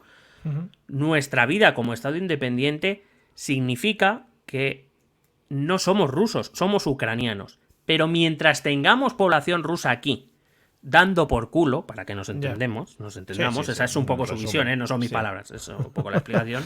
Así hablan Mientras ellos. tengamos a los rusos aquí dando por culo, exigiendo derechos, exigiendo que el ruso sea lengua oficial, mientras tengamos, para que lo simplifiquemos todavía más, mientras tengamos al Kremlin aquí metido, no vamos a poder ser un país independiente. Vamos a seguir siendo lo que Moscú quiera que seamos. Ya. Pero eso se expresaba. Es decir, esa forma de pensar o esa forma de actuar se expresaba abiertamente. Es decir, llegaban a un mitin, claro. Es ahora cuando empieza esa polarización tan grande. Es decir, la caída, la desintegración de la Unión Soviética y por tanto esos lazos tan estrechos entre Kiev y Moscú estaban todavía muy recientes durante la década de los 90. Y los discursos no eran polarizadores. Había sospechas de que quería Moscú, eso es lo que te he contado antes, pero no era algo agresivo. Ya. Era un poco más expectante. Las maniobras de 2004, toda esta movida de las elecciones, del candidato europeísta envenenado, de Yanukovych llega con 11 puntos y de repente gana las elecciones, curiosamente ayudado desde Moscú, Kugma que ha mandado a matar periodistas, que ha hecho cosas ilegales, pero no pisa la cárcel. La elección de lo que viene a decir es que quieren eliminar el ruso y todo lo ruso. Es decir, esa visión polarizada se empieza a dar ahora en 2004. Y no va a parar hasta ahora. Yeah. Es decir, el conflicto social interno, porque luego hay conflictos externos, pero el conflicto social interno que hay en Ucrania, como tal, estalla en 2004, no empieza en 2014 con la invasión de Crimea o en 2022 con la invasión al Donbass. Viene de hace muchos años, es una cuestión que no está resuelta, porque al final es una pregunta muy sencilla, pero muy difícil de responder, que es ¿qué debe ser Ucrania? Al final la historia, es verdad, lo hemos visto, la historia ucraniana ha estado muy ligada siempre a Rusia, inevitablemente, como cualquier país que está al lado de Rusia, quiero decir, que no hay otra manera de verlo. La cuestión está en que una mitad de Ucrania quiere iniciar un camino independiente, diferenciado de Moscú, que recobre la tradición cultural ucraniana que tantos siglos ha estado enterrada bajo la bota de Moscú, y otra mitad que dice que para ellos, tengan el pasaporte de uno de otro sitio, son rusos, de cultura rusa, de familia rusa, de origen ruso, y no quieren dejar de serlo. Lo que pasa es que ellos también viven en un país llamado Ucrania que es tan suyo como de los otros. Claro. Al final, esa población rusa no es que sea rusa que se haya asentado hace 10 años, es que esa población rusa... principalmente la mayor parte de la población viene de la época soviética, pero que llevan varias generaciones ya viviendo allí. Entonces, ¿por qué les tienen que echar de su tierra o por qué en su tierra les tienen que decir que no pueden ser lo que son rusos? Ya. ¿Cuál es el problema? Pues como siempre, y cuando hay un choque cultural como el que hemos tenido aquí entre Cataluña y el resto del país, el resto de España, la cuestión es, porque siempre te dicen lo mismo, pues si quieres lo catalán, unos te dicen lo catalán, pues vete y sé catalán donde tú quieras, pero no esto es España y te tienes que ir. Bueno, ¿por qué? Medio, claro. Claro, si mi familia reside aquí desde hace generaciones, ¿por qué me voy a ir? Por el otro lado, pasa lo mismo. ¿Por qué el que habla español o tiene una tradición cultural española, cuyos padres o abuelos se asentaron allí, ¿por qué se tienen que ir si no son catalanoparlantes o tienen otras tradiciones o no hablan con acento andaluz? ¿Qué tendrá que ver? Claro, la cuestión es que cuando la cuestión política se mete en cuestiones culturales y cuestiones personales, al final estamos hablando de la identidad de las personas. ¿Y por qué uno del Donbass no puede sentirse muy ucraniano o puede sentirse muy ruso? Claro, la cuestión es que en la cuestión política se mezcla con esto, los responsables juegan con esas identidades para conseguir apoyos, pero también lleva un enfrentamiento. Al final es una dicotomía, o eres ucraniano o eres ruso. Para el del Donbass es lo mismo, para el ucraniano lo ruso es el enemigo, es lo que no ha permitido a Ucrania ser Ucrania durante siglos. Claro, entiendo esto como siempre, además, como comentas, muy alentado por los gobernantes, por los opositores y por todo lo que está en el poder, que al final lo que buscan es apoyo y lo que buscan es mandar. Sobre todo porque una cuestión sociológica importante, y yo creo que aquí en España lo podemos, con lo que si seguimos un poco al día la política española lo podemos ver, sobre todo en épocas complicadas económicamente hablando, nada mueve más que un enemigo común. Sí. Quiero decir, buscar alianzas es más fácil si tenemos un enemigo común que buscar los puntos en común que tenemos tú y yo. Sí. Entonces, ¿qué moviliza más a la gente? ¿Que Yulia Timošenko y yo busquemos 3 cosas que tenemos en común? ¿O que queramos derrocar a los rusos que quieren volver a eliminar la cultura ucraniana? Sí. ¿Qué mueve más? Vamos a trabajar por una mayor integración de la población rusa, vamos a ver si conseguimos que haya algo más de autonomía política, vamos a ver cómo buscamos, o vamos a ver si buscamos una vía para la federalización de Ucrania, o nos quieren eliminar, tenemos que resistir, tenemos que estar unidos contra aquellos que nos quieren eliminar.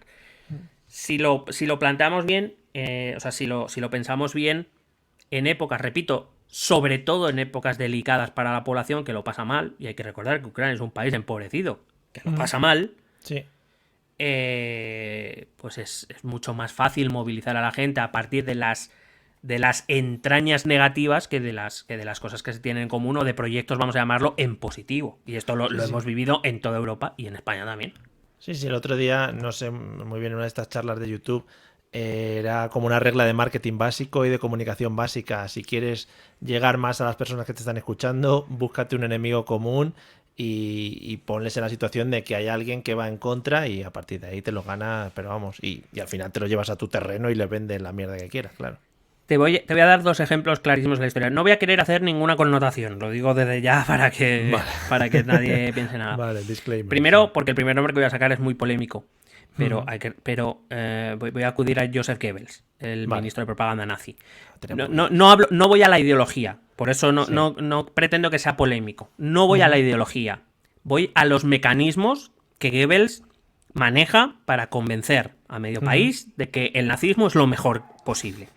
Que es como una cosa complicada, o sea, tiene que ser... Claro, es complicado. pero ¿a raíz de qué es? De una población, la judía en este caso, que amenaza la identidad alemana, que amenaza con empobrecer y destruir, que han sido los responsables de la derrota en la Primera Guerra Mundial, etcétera, etcétera. Hitler tuvo la idea, pero quien la propagó fue Goebbels. Goebbels, que es el mayor comunicador de la edad contemporánea, al que siguen los grandes principios de comunicación, en cualquier sentido, beben de Goebbels. Evidentemente no comunicamos las mismas ideas, afortunadamente. Lo que quiero decir, Lo que quiero decir es que las técnicas de comunicación beben de Goebbels en casi todos los casos. Dime tú, es que lo que hizo Goebbels fue terrible, pero fue grandioso. O sea, lo que hizo Goebbels, o sea, tú piénsalo, es que convenció a todo un país. Bien, sí, convenció a todo un país de unas ideas pero, por cierto, ¿en qué momento? En un momento en que los alemanes se morían de hambre y que su dinero valía cada hora mucho menos. A YouTube tampoco lo subimos ya, ¿vale? Venga. Sí. Seguimos. El segundo ejemplo voy a cambiar totalmente. Voy al Real Madrid de José Mourinho. A la altura de Goebbels creo que está. Hola, ahora sí que no lo cierran. A ver, evidentemente Goebbels no es el único que utiliza esas técnicas, y me atrevería a decir que no es el primero, pero hay que decir que es el primero que consigue un éxito tan rotundo. Entre comillas, el éxito. Hombre, para él y para los suyos fue un éxito. Para mí no, pero... Es verdad. Quiero decir, si medimos el éxito en cuanto a qué cantidad de objetivos consigues, él tuvo mucho éxito. Otra cosa es que los objetivos fueron una puta mierda, pero ahí estaban. Recordemos, amigos, no nos tengan mucho en cuenta esto, hicimos el Campeonato Mundial de Dictadores, o sea que estamos a este nivelito, en nuestro nivel. Pero bueno, te voy a poner un tercer ejemplo para que acaso quede claro. Pero te voy a decir, el Real Madrid de José Mourinho. Sí, Mourinho llega a un Real Madrid que está hundido. Está hundido, empieza el mejor Barça y el Madrid está hundido, o sea, le eliminan en octavos de Champions, no hace una mierda. Y cuando llega, el Madrid empieza a competir, entre otras cosas porque Mourinho empieza a meter un discurso de la prensa nos odia, todos nos odian, todo el mundo va contra el Madrid, todos piensan que sois unos mierdas. Es decir, todos son enemigos, todos son enemigos. Sí. por favor, salid ahí a demostrar. Y veías que los del Madrid salían cabreados al campo. O sea, esto era así. Hasta el delegado del Barça, al que metió el dedo en el ojo, era enemigo también. Sí, bueno, sí, es que esas acciones... no sé, yo soy madridista, confeso. No soy demasiado bufandero, pero te puedo decir que conozco a varios madridistas, digo que conozco, y seguro que en la opinión pública de aquel entonces muchos defendieron la acción de Mourinho, la de meter el dedo en el ojo al segundo entrenador del Barcelona, o sea que... Y muchos tienen una añoranza de que vuelva Mourinho porque fue una de las grandes épocas del Madrid. Sí. Efectivamente, no, o sea, quiero decir que no es ninguna tontería. Y el tercer caso de comunicación o de propaganda, evidentemente, es el de Putin, el que está llevando en Rusia, que lleva 20 años diciéndole que la OTAN es el enemigo de todo y que el Occidente es el mal, que Occidente es el diablo. Ojalá el tercer ejemplo hubieran sido, por ejemplo, los Teletubbies, ¿no? Y en plan ya el giro, en plan, los Teletubbies, mira cómo ponían. Buah. Los Teletubbies... Los Teletubbies... Bueno, no voy a hablar de los Teletubbies porque... Yo creo que de todas estas series que hacen, ahora está muy de moda la serie de Locomía, sacaron la serie de Parchís, todo este tipo de cosas. Súper enganchado, Me vi los 3 capítulos del tiro, no digo más. Estoy empezando, no más spoiler, por favor. Luego ya comentamos. Lo comentamos en el siguiente capítulo. Que digo, tenían que sacar una serie de los Inside, los Teletubbies Inside, ¿no? Claro. Que había dentro, detrás de las cámaras. Claro. Seguro que todos iban a por Po, que era el pequeñito, creo. Sí. El rojo. Bueno, podemos continuar.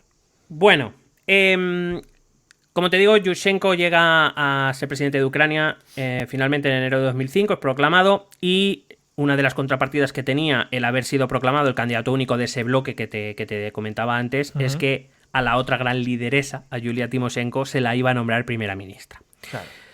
Yulia Tymoshenko fue nombrada primera ministra. Tymoshenko es doctora en economía por la Universidad de Kiev. Me ha parecido muy curioso tratar este dato. Inició su vida con su marido Oleg Tymoshenko, digamos su vida empresarial, a finales de los años 80, cuando Gorbachev abre la economía soviética a la perestroika, abriendo un videoclub. Oye, hombre, mira. Me qué pareció... guay. El negocio mítico de los 90, que los videoclubs hincharon. Y que además debió dar muy buen dinero, porque 3 años más tarde, en 1992, estaban fundando la mayor compañía petrolífera de Ucrania. Por lo que sea, le debió ir muy bien. A la vez que te traían la película rebobinada, te traían otras movidas ahí en la trastienda. Evidentemente, durante esa década de los 90, pues la posición económica y social de los Tymoshenko mejoró notablemente.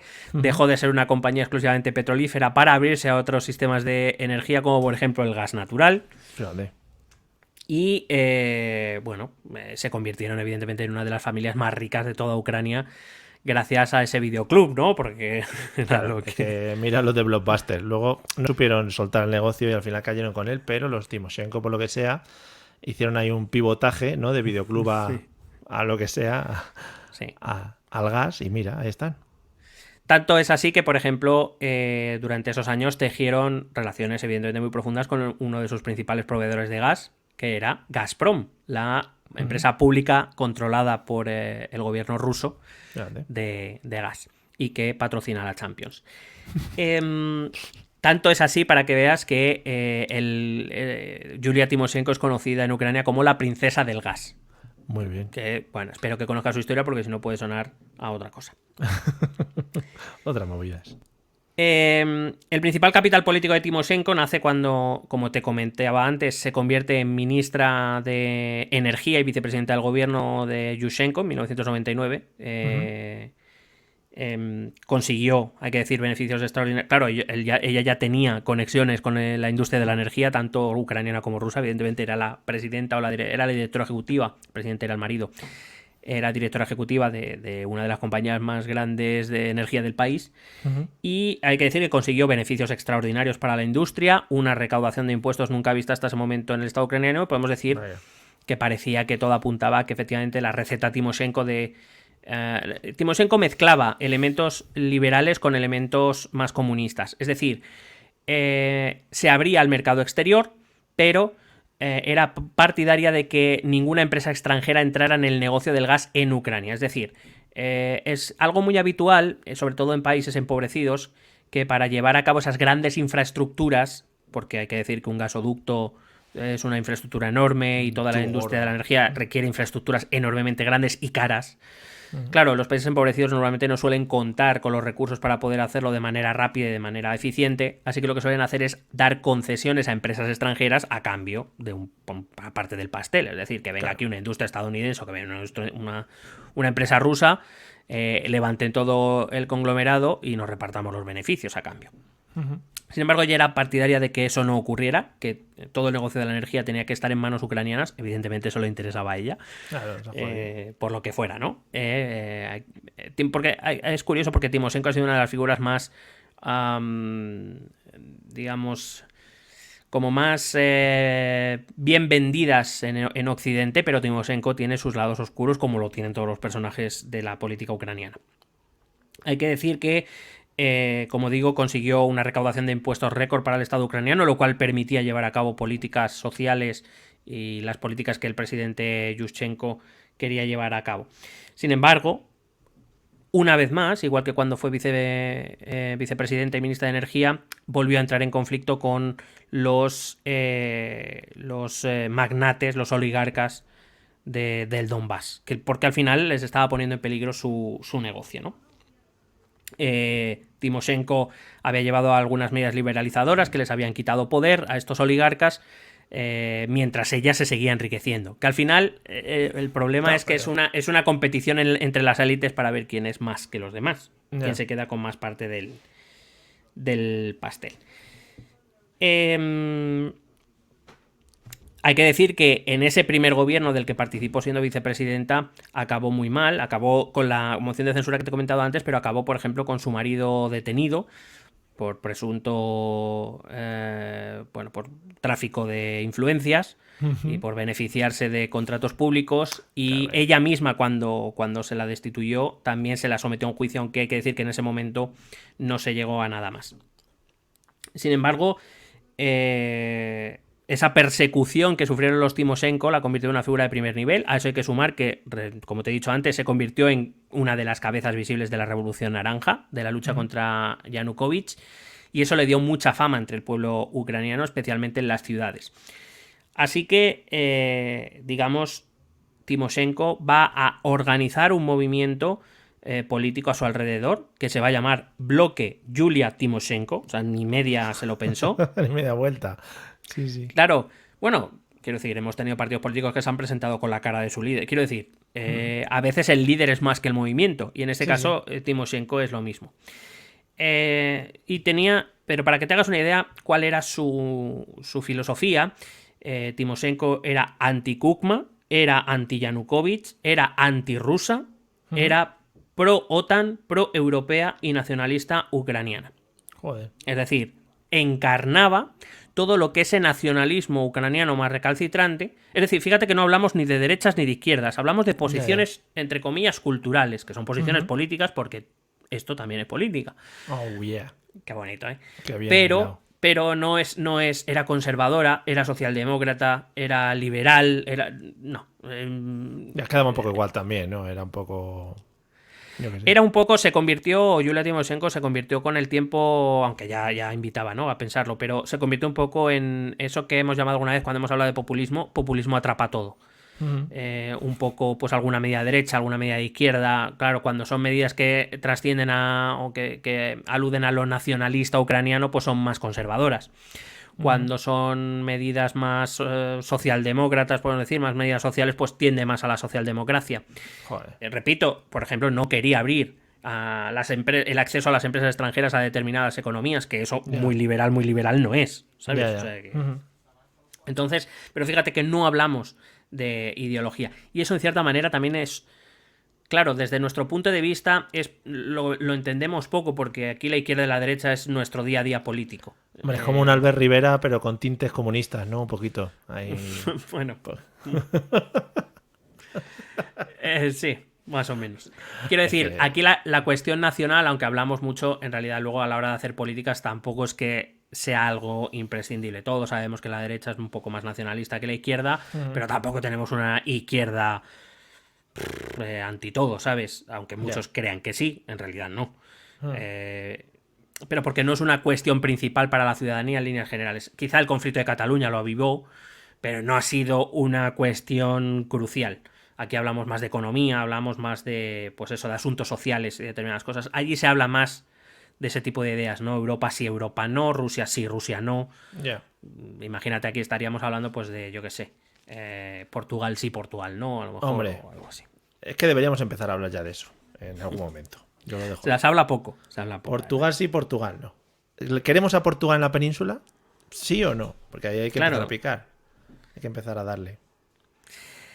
La cuestión es que este primer gobierno va a ser un gobierno complicado, porque como te he dicho antes, cuando hay un enemigo común las cosas son fáciles. El problema es que cuando ese enemigo desaparece, Yanukovych ha sido derrotado, ¿ahora qué?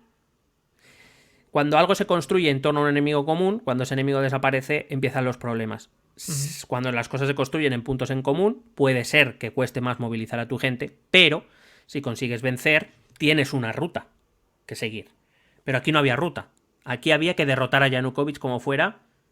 Yanukovych había sido derrotado. Ya resulta que Yushchenko era presidente de la República. Timoshenko era primera ministra.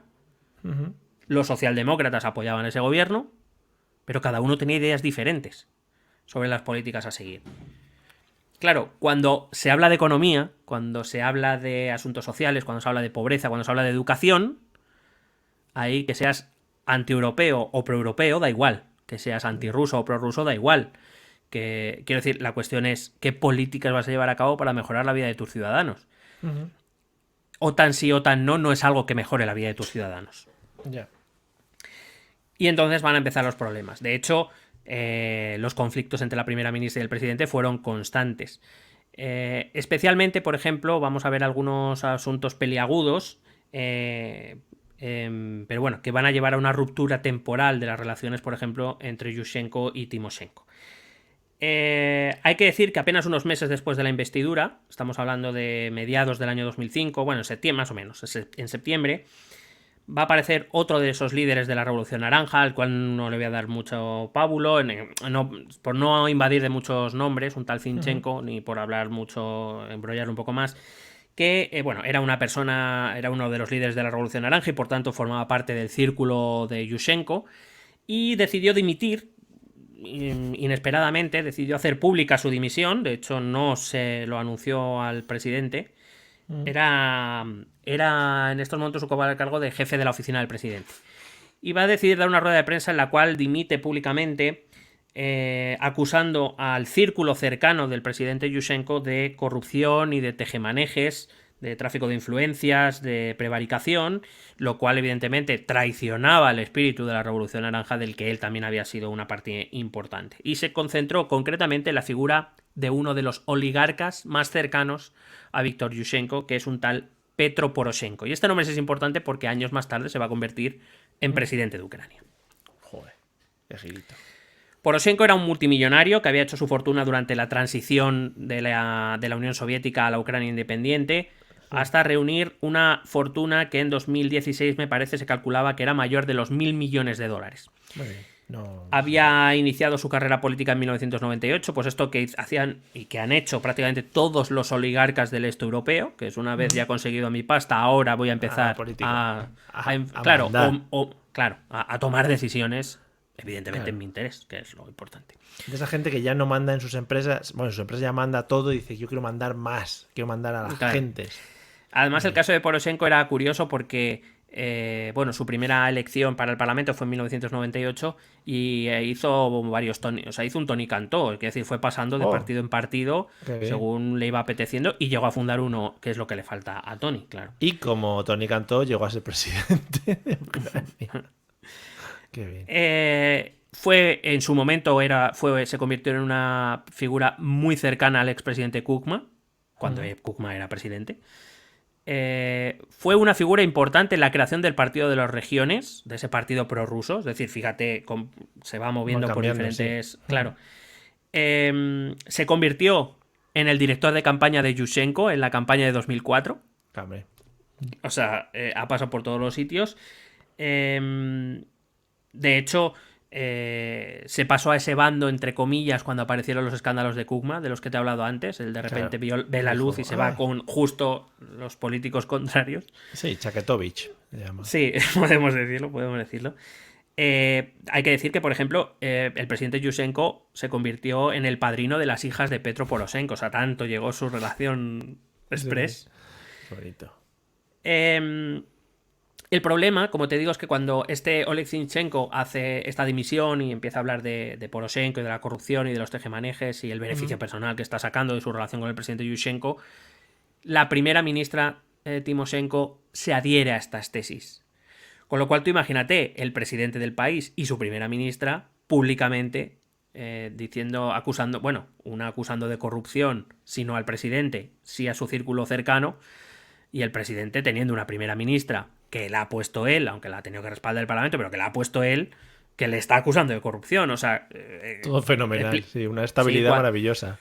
Cuando unos meses antes, cuando ni siquiera menos de un año antes, estaban liderando la Revolución Naranja los dos juntos, habían decidido unirse en contra de Yanukovych, habían decidido que si uno llegaba al poder, la otra llegaba a ser primera ministra. O sea, que imagínate qué es lo que pasó. Pues que en este caso quien tiene la potestad, que es el presidente de la República Ucraniana, Víctor Yushchenko, decide destituir a Yulia Timoshenko como primera ministra. Una acción que no es nada popular porque Yulia Timoshenko era una figura muy popular en Ucrania. Pero te iba a decir, él no se puso en la palestra o no sacó, digamos, no defendió todo eso que le estaban diciendo. Bueno, evidentemente, él negaba cualquier acusación de ese tipo y vino a decir que era incomprensible que una primera ministra se revolviera de esa manera y sin pruebas contra el presidente que la había impulsado hasta esa posición. Soy como tu padre. A estas alturas nadie duda de que el movimiento de Timoshenko era un evidente movimiento de diferenciación respecto a Yushchenko, porque Timoshenko tenía sus propios planes políticos, su propia carrera política y sus propios intereses. Y nadie duda que muy probablemente Petro Poroshenko y otros tantos se aprovecharan de la cercanía al presidente Yushchenko para llevárselo Mortimer. Muy bien, calentitimer. Claro, esto genera una crisis de gobierno y ojo al dato. ¿A quién va a nombrar primer ministro Yushchenko una vez ha quitado a Timoshenko del medio? No es una figura muy conocida, se llama Yuri Yekanurov, que es el líder del Partido Democrático Popular. Es un partido rusófono socialdemócrata que se había mostrado muy duro con Kukma, pero para su respaldo parlamentario Yushchenko tenía que contar con el Partido de las Regiones, liderado por Yanukovych, el que había derrotado, el que había sido desbancado de su primera victoria por la Revolución Naranja, el Tribunal Constitucional, y que había sido derrotado en enero. Y vuelve. Con lo cual las negociaciones, muy amistosas, no parece que vayan a ser. Evidentemente, Yushchenko va a tener que hacerle algunas concesiones a Yanukovych, va a conseguir el respaldo del Partido de las Regiones, pero sobre todo de todas o de las concesiones que tuvo que concederle Yushchenko, la que más destaca para el interés de este podcast y para el conflicto del que estamos hablando, es la exigencia de que Yushchenko tenía que impulsar una ley de amnistía para todos los implicados en el fraude electoral de 2004. Ya. ¿Qué pasa, amigo? Bueno. Claro. Volvió por todo lo alto, hombre, ya que se vio ahí con fuerza, dijo, sí, pues venga, trinqui. Claro, cuando esto se hace público, Yushchenko, para poder poner a su nuevo primer ministro, que es un hombre moderado, aunque sea rusófono, no es especialmente... No le interesa mucho el tema cultural. Cuando se sabe que para poder sacarlo adelante le ha concedido a Yanukovych la amnistía a todos aquellos que participaron del fraude electoral contra el que salieron millones de ucranianos a protestar a favor de Yushchenko, pues hay una parte de Ucrania que dice, ¿qué estás haciendo? Sí. O sea, salimos a la calle, estuvimos al borde de una guerra civil o de un conflicto gordo para que ahora tú perdones a todos o sea, ¿qué está pasando, no? Ya. Y esto, ¿a quién refuerza? A Yulia Timoshenko. Joder, tío. Vaya jaleito Claro. políticos. Y luego nos reímos de aquí porque se pelean los de Podemos y el Partido Socialista, ¿eh? Madre mía. Al tiempo que está pasando esto, surge una disputa entre Ucrania y Rusia. ¿Por qué? Por el gas. Hasta ese momento, Rusia, que es el principal proveedor de gas de Ucrania, se lo está vendiendo baratito. ¿Vale? Claro, en cierta medida como ayuda a una de sus exrepúblicas, una nación hermana que tras el colapso de la USA ha quedado en una situación bastante delicada, pero también, por qué no decirlo, como un medio de influencia dentro del país. Un medio de influencia que Putin no va a dudar en utilizar cada vez que lo considera. Uy, qué raro, Putin utilizando el gas como, ¿no? Bueno, como de medida de presión. ¿Quién se lo podía imaginar? Después del lío de 2004, y cuando el resultado final es que Yushchenko acaba como presidente de la República y Timoshenko acaba como primera ministra, Putin decide que es el momento de empezar a subir los precios del gas. Es algo que, según los contratos que había firmado con Yulia Timoshenko en 1999, no se debían revisar hasta 2009. Ya, pero bueno. Hombre, necesidades, movidas. Claro. La inflación. Ante las protestas ucranianas, y por qué no decirlo, el progresivo acercamiento que Yushchenko hacía con líderes de la Unión Europea, Rusia pues decidió empezar a subir los precios. Según aumentaron las protestas, Rusia decidió cortar el flujo de gas entre Rusia y Ucrania. No pongáis chulitos, es mi balón, me lo llevo y no jugáis con él. Punto. Efectivamente. El objetivo de Putin era forzar al gobierno ucraniano, a Yushchenko, a sentarse en una mesa de negociación, supuestamente sobre los precios del gas, pero evidentemente con el background de hablar de te estás yendo de madre. No sé, me parece muy bien que no te guste yo, pero te recuerdo que yo soy más fuerte que tú. Tengo tu gas y tengo un botón, por si acaso te has olvidado. Hablemos de la... ¿Cuántas eran? 4.000 ojivas. Que no queden, no se pierden el recuerdo. El primer ministro Yeganurov fue, pues eso, igual también duró unos meses, fue quitado evidentemente, y entendemos que de aquella medida de presión lo que va a hacer es forzar a Yushchenko a moderar sus políticas, y que para eso va a tener que nombrar a un primer ministro diferente. Claro. Y en eso llegan las elecciones legislativas de 2005. El resultado de aquellas elecciones fueron un gran revés para Yushchenko. Recuerdo, Yushchenko había caído mucho en popularidad después del tema de los tejemanejes, de Poroshenko, y de la destitución de Timoshenko y de las concesiones que había hecho a Yanukovych. El partido de Yushchenko perdió la mayoría, de hecho se convirtió en el tercer partido del Parlamento. Pasó de ser el primero a ser el tercero. Obtuvo en torno a un 14% de los votos. Por encima habían quedado el Partido de las Regiones de Yanukovych, que acumuló el 32% de los votos, obtuvo 186 escaños, es decir, en esas elecciones ganó, para que te hagas una idea, el crecimiento, no sabemos muy bien por qué, del partido de Yanukovych, aumentó en 150 escaños su representación parlamentaria, es decir, tenía 36 y pasó a 186. Y el segundo partido, en el Parlamento ucraniano, la mayoría absoluta está en 226 escaños. O sea, se quedó relativamente cerca. Tenía una mayoría bastante amplia. Y el segundo partido en voto fue el bloque Yulia Timoshenko, que obtuvo el 22% de los votos, 129 escaños, que para que veas también cómo el abandono de Yushchenko fue grande, obtuvo 107 escaños más que en la elección anterior. Sí. Con esta situación, a Yushchenko, para tener un gobierno mínimamente estable y para regocijo de Vladimir, no le queda más remedio que nombrar a su gran enemigo y rival, Víktor Yanukovych, primer ministro de Ucrania, apoyado por su propio partido, el Partido Comunista de Ucrania y el Partido Socialista de Ucrania. Joder, vaya es decir, giro, ¿no? Claro.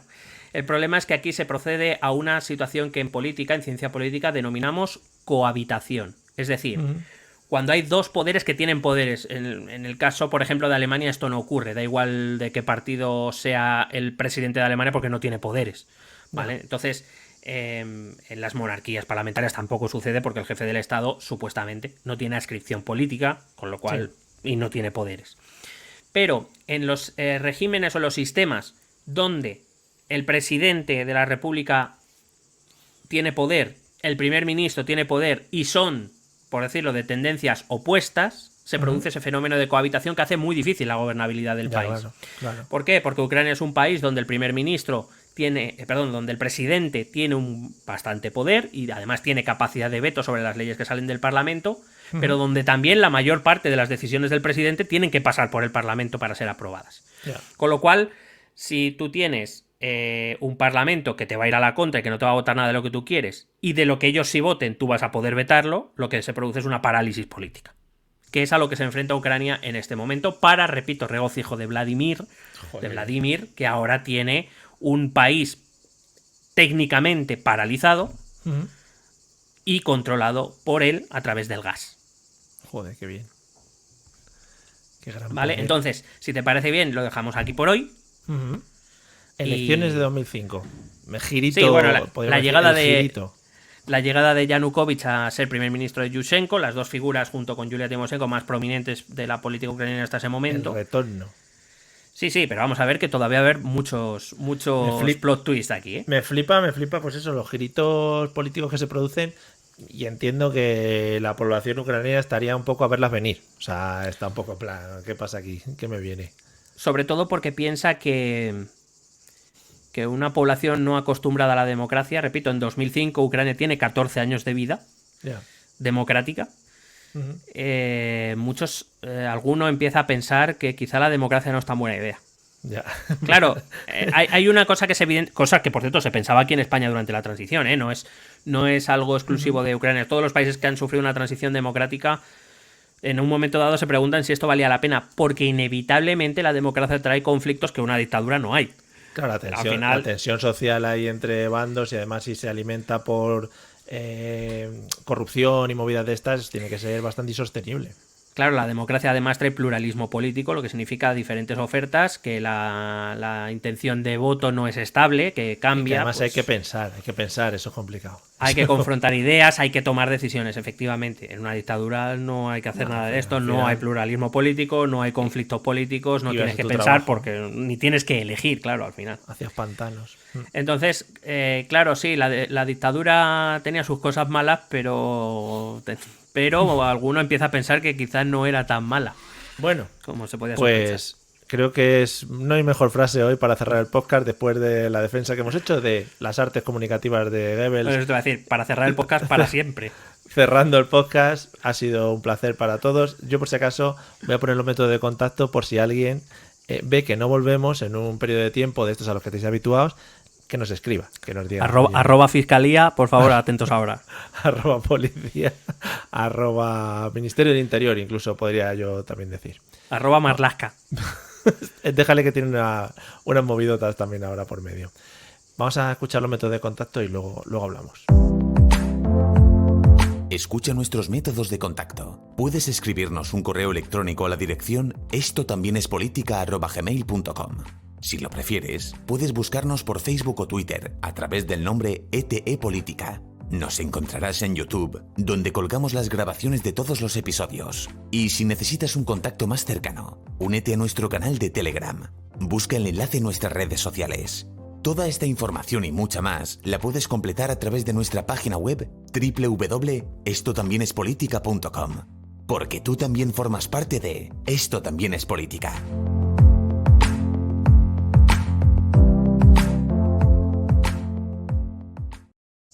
Claro que sí, hombre, todos forman parte de Esto también es política. Tengo una pregunta, ¿se oyen las chicharras? Bastante, ¿no? Pero a mí me gustan. ¿Has visto? No, si no hace falta ni que muevas el micrófono. Iba a decir que es un efecto veraniego, ¿no?, que estaba poniendo para el podcast, pero no. Really es que parece que vivo en medio de Faunia. Están aquí. Sí, además sabes que las chicharras cantan más rápido cuanto más calor hace y están aceleradísimas las pobres, ¿eh? Fua, es que se ha levantado un poco de aire, también hay que decirlo, ¿eh? Y están como diciendo, oh, ¿qué pasa? ¿Qué pasa aquí? Parece Valencia en los años 90, eso, ahora mismo. Valencia en los años 90 tenía otro sonido de fondo también. O Ibiza, como hemos visto en Locomía. Ojo, he empezado a verlo. Ya te digo, igual 15 minutos del primer episodio. Muy buen rollo, ¿no?, entre los del grupo. Pues espérate que va mejor. Va bastante a mejor, ya te lo voy avisando. Muy buen rollito, un grupo que se lleva bien, sin conflictos, muy bien. Una de las sorpresas más bonitas para mí este verano. O sea, yo lo puse porque había visto los trailers y ya se veía el mal rollo ahí. Y dijo, claro, sí, mal rollo hay que verlo, ¿no? Sí. Bueno, pues vi los 3 capítulos del tirón. La verdad es que es un libro muy interesante. Claro. Donde estás es donde, claro, entiendes por qué no hay entrevistas conjuntas, porque se hubieran matado, evidentemente. Claro. ¿Has visto el documental de Parchís? No, ese no. ¿No te llama? También hay es que ya, pero el tráiler no lo enseñaba, con lo cual no me llamó la atención. Es más explotación infantil. Ahí ya va más bueno. a la explotación infantil. Que era una cosa también que en los 90 en España estaba totalmente adaptada y, bueno, los niños, ¿qué hacían? Pues ponerse a trabajar, ¿no? Pero Niños... Parchís era más 80 o 70 incluso, ¿no? Sí, no sé, 80. Bueno, ya te O sea, digo. en los 90, o sea, quiero decir, Parchís, cuando tú y yo Sí, igual sí. ya nos pilló tarde. No, sí, Parchís nos pilló tardío, sí es verdad. Que era eso, los niños famosos, pues era una forma de explotación totalmente aceptada por la sociedad. Hombre, claro, mira Marisol. Joselito. Joselito, fíjate, Joselito hasta una edad avanzada está explotado. Fíjate. O Arantxa Sánchez Vicario, ese ya sí más de los 90. Cuidado Arantxa, Cuidado Arantxa, que luego hizo ahí sus movidas. Un temita. Ahora, echo de menos, el otro día hablaba con mi hermano, saludo hermano, como echamos de menos que alguien lleve el cinturón ese para dejar la pelotita en la espalda, de Arantxa. Cuidado. Es que era una innovadora. Una innovadora. Sí. Y más de más I, era y más de más I, pura. Claro, pues eso. O sea, que maravilla. Estamos haciendo también una reflexión, 80-90. Dime. ¿Te has enterado de la última de Froilán? No, por favor, pero ardo en deseos ahora mismo de enterarme. Bueno, te voy a leer el titular, en este caso es del periódico de Cataluña, pero salió en varios medios. Sí. 5 heridos en un tiroteo en una discoteca de Marbella donde Froilán celebraba su cumpleaños. Hombre, qué menos, también te digo. ¿Sabes? Qué menos. Claro. Yo lo primero que he pensado, el cumpleaños. O sea, que decía el regalo. Dice, ¿no? pero estuvo el abuelo también, ¿no? Dice, 2 de los 4 heridos de bala se encuentran en la UCI. El presunto autor de los disparos, detenido y bajo custodia policial, presenta heridas de arma blanca en frente, cuello, espalda y ojo. Bien, por lo visto, fue un enfrentamiento entre bandas de narcotraficantes que curiosamente escogieron el día que Froilán celebraba su cumpleaños en esa discoteca de Marbella. Pues nada, Para mí que era un show contratado. Claro. Hicieron... ¿quién fue su abuelo, no? Que pegó un disparito de joven. Hicieron la recreación, ¿no? Sí, bueno, que mató a su hermano. Sí. Y el nieto que se pegó un tiro en el piel solo. Hicieron una recreación de momentos históricos de la familia. Entonces Claro. iban ahí pasando. Sí, estaban decidiendo un golpe de estado, un tiro, Claro. ¿qué hacemos? Venga, ¿qué hacemos? Abu, ¿qué hacemos? Hacemos lo de se sienten coño, que es muy gracioso, que lo hacemos todas las navidades. Venga, abuelo. Ya yo, saca la escopeta. Claro, y él ahí, te he contado cuando iba con mi moto, que salía de unos sitios y ayudaba a la gente. Qué bueno era yo antes. Te he contado cuando me encontré un elefante. Sí, ¿qué le pasó al elefante, Mira, tengo aquí una foto, truco, ahí está. ¿Quieres que te lo demuestre? ¿Quieres que te lo demuestre? Ven, Mira. mira, que no hay huevos. Si la sacas para usarla, Si la sacas para usarla. Eso lo dicen mucho también. Claro, al rey que le dirán, ¿quiere Black Label? No, a mí ponme un Dick cola. Sí, hombre, el buen Dick, joder. Eso sí que está rico, coño. Un Dick ahí con sus 2 gotas de Coca-Cola, que no hace falta más. Si es que eso sabe solo ya, Nah. está buenísimo. Sí, es por darle color, porque Vale, echarle limón ahí, ni mierdas, hombre, que lo adulteras. Guarro. eso son mariconadas. Que ahora no se puede decir, pero lo digo yo. Madre mía, claro. Eso antes hacía gracia y todo. Claro, joder. Cuando yo estaba en el Hostia. poder. Madre ahí, mía. con Corina. Madre mía, todas las del servicio. Buah, pues no, Todas no he las, oído hablar todas las de que mí. limpiaban el palacio. Fíjate lo que me Querido limpiaban a mí. nieto. Bueno, pues nada. Cerramos Esto ya era una un poco. recreación, en ningún Sí. caso apoyamos esto, No, ¿eh? y era Aunque una- y no- con el episodio que llevamos, yo creo que ya. Y pero era bueno, totalmente ficción, ¿eh? O sea, era una movida Sí, que nos hemos no. inventado. No, Hemos inventado no. todo. Era es un sketch. Es un sketch. una zarzuelilla aquí, bueno, una movida. En fin, cualquier cosa que se aproxime con la realidad, pues pura coincidencia, creo. Sí. ¿O no? Échame Baron Dandy. En vuestra mente queda. Pues nada, amigos, hasta que ha llegado el episodio 148, un episodio más, un episodio menos, para llegar a los 150. No sé, tenemos pendiente todavía el episodio 100. No hemos dejado muy claro si es el que grabamos con la constante, ahora variable. Siempre ha quedado ahí en el aire.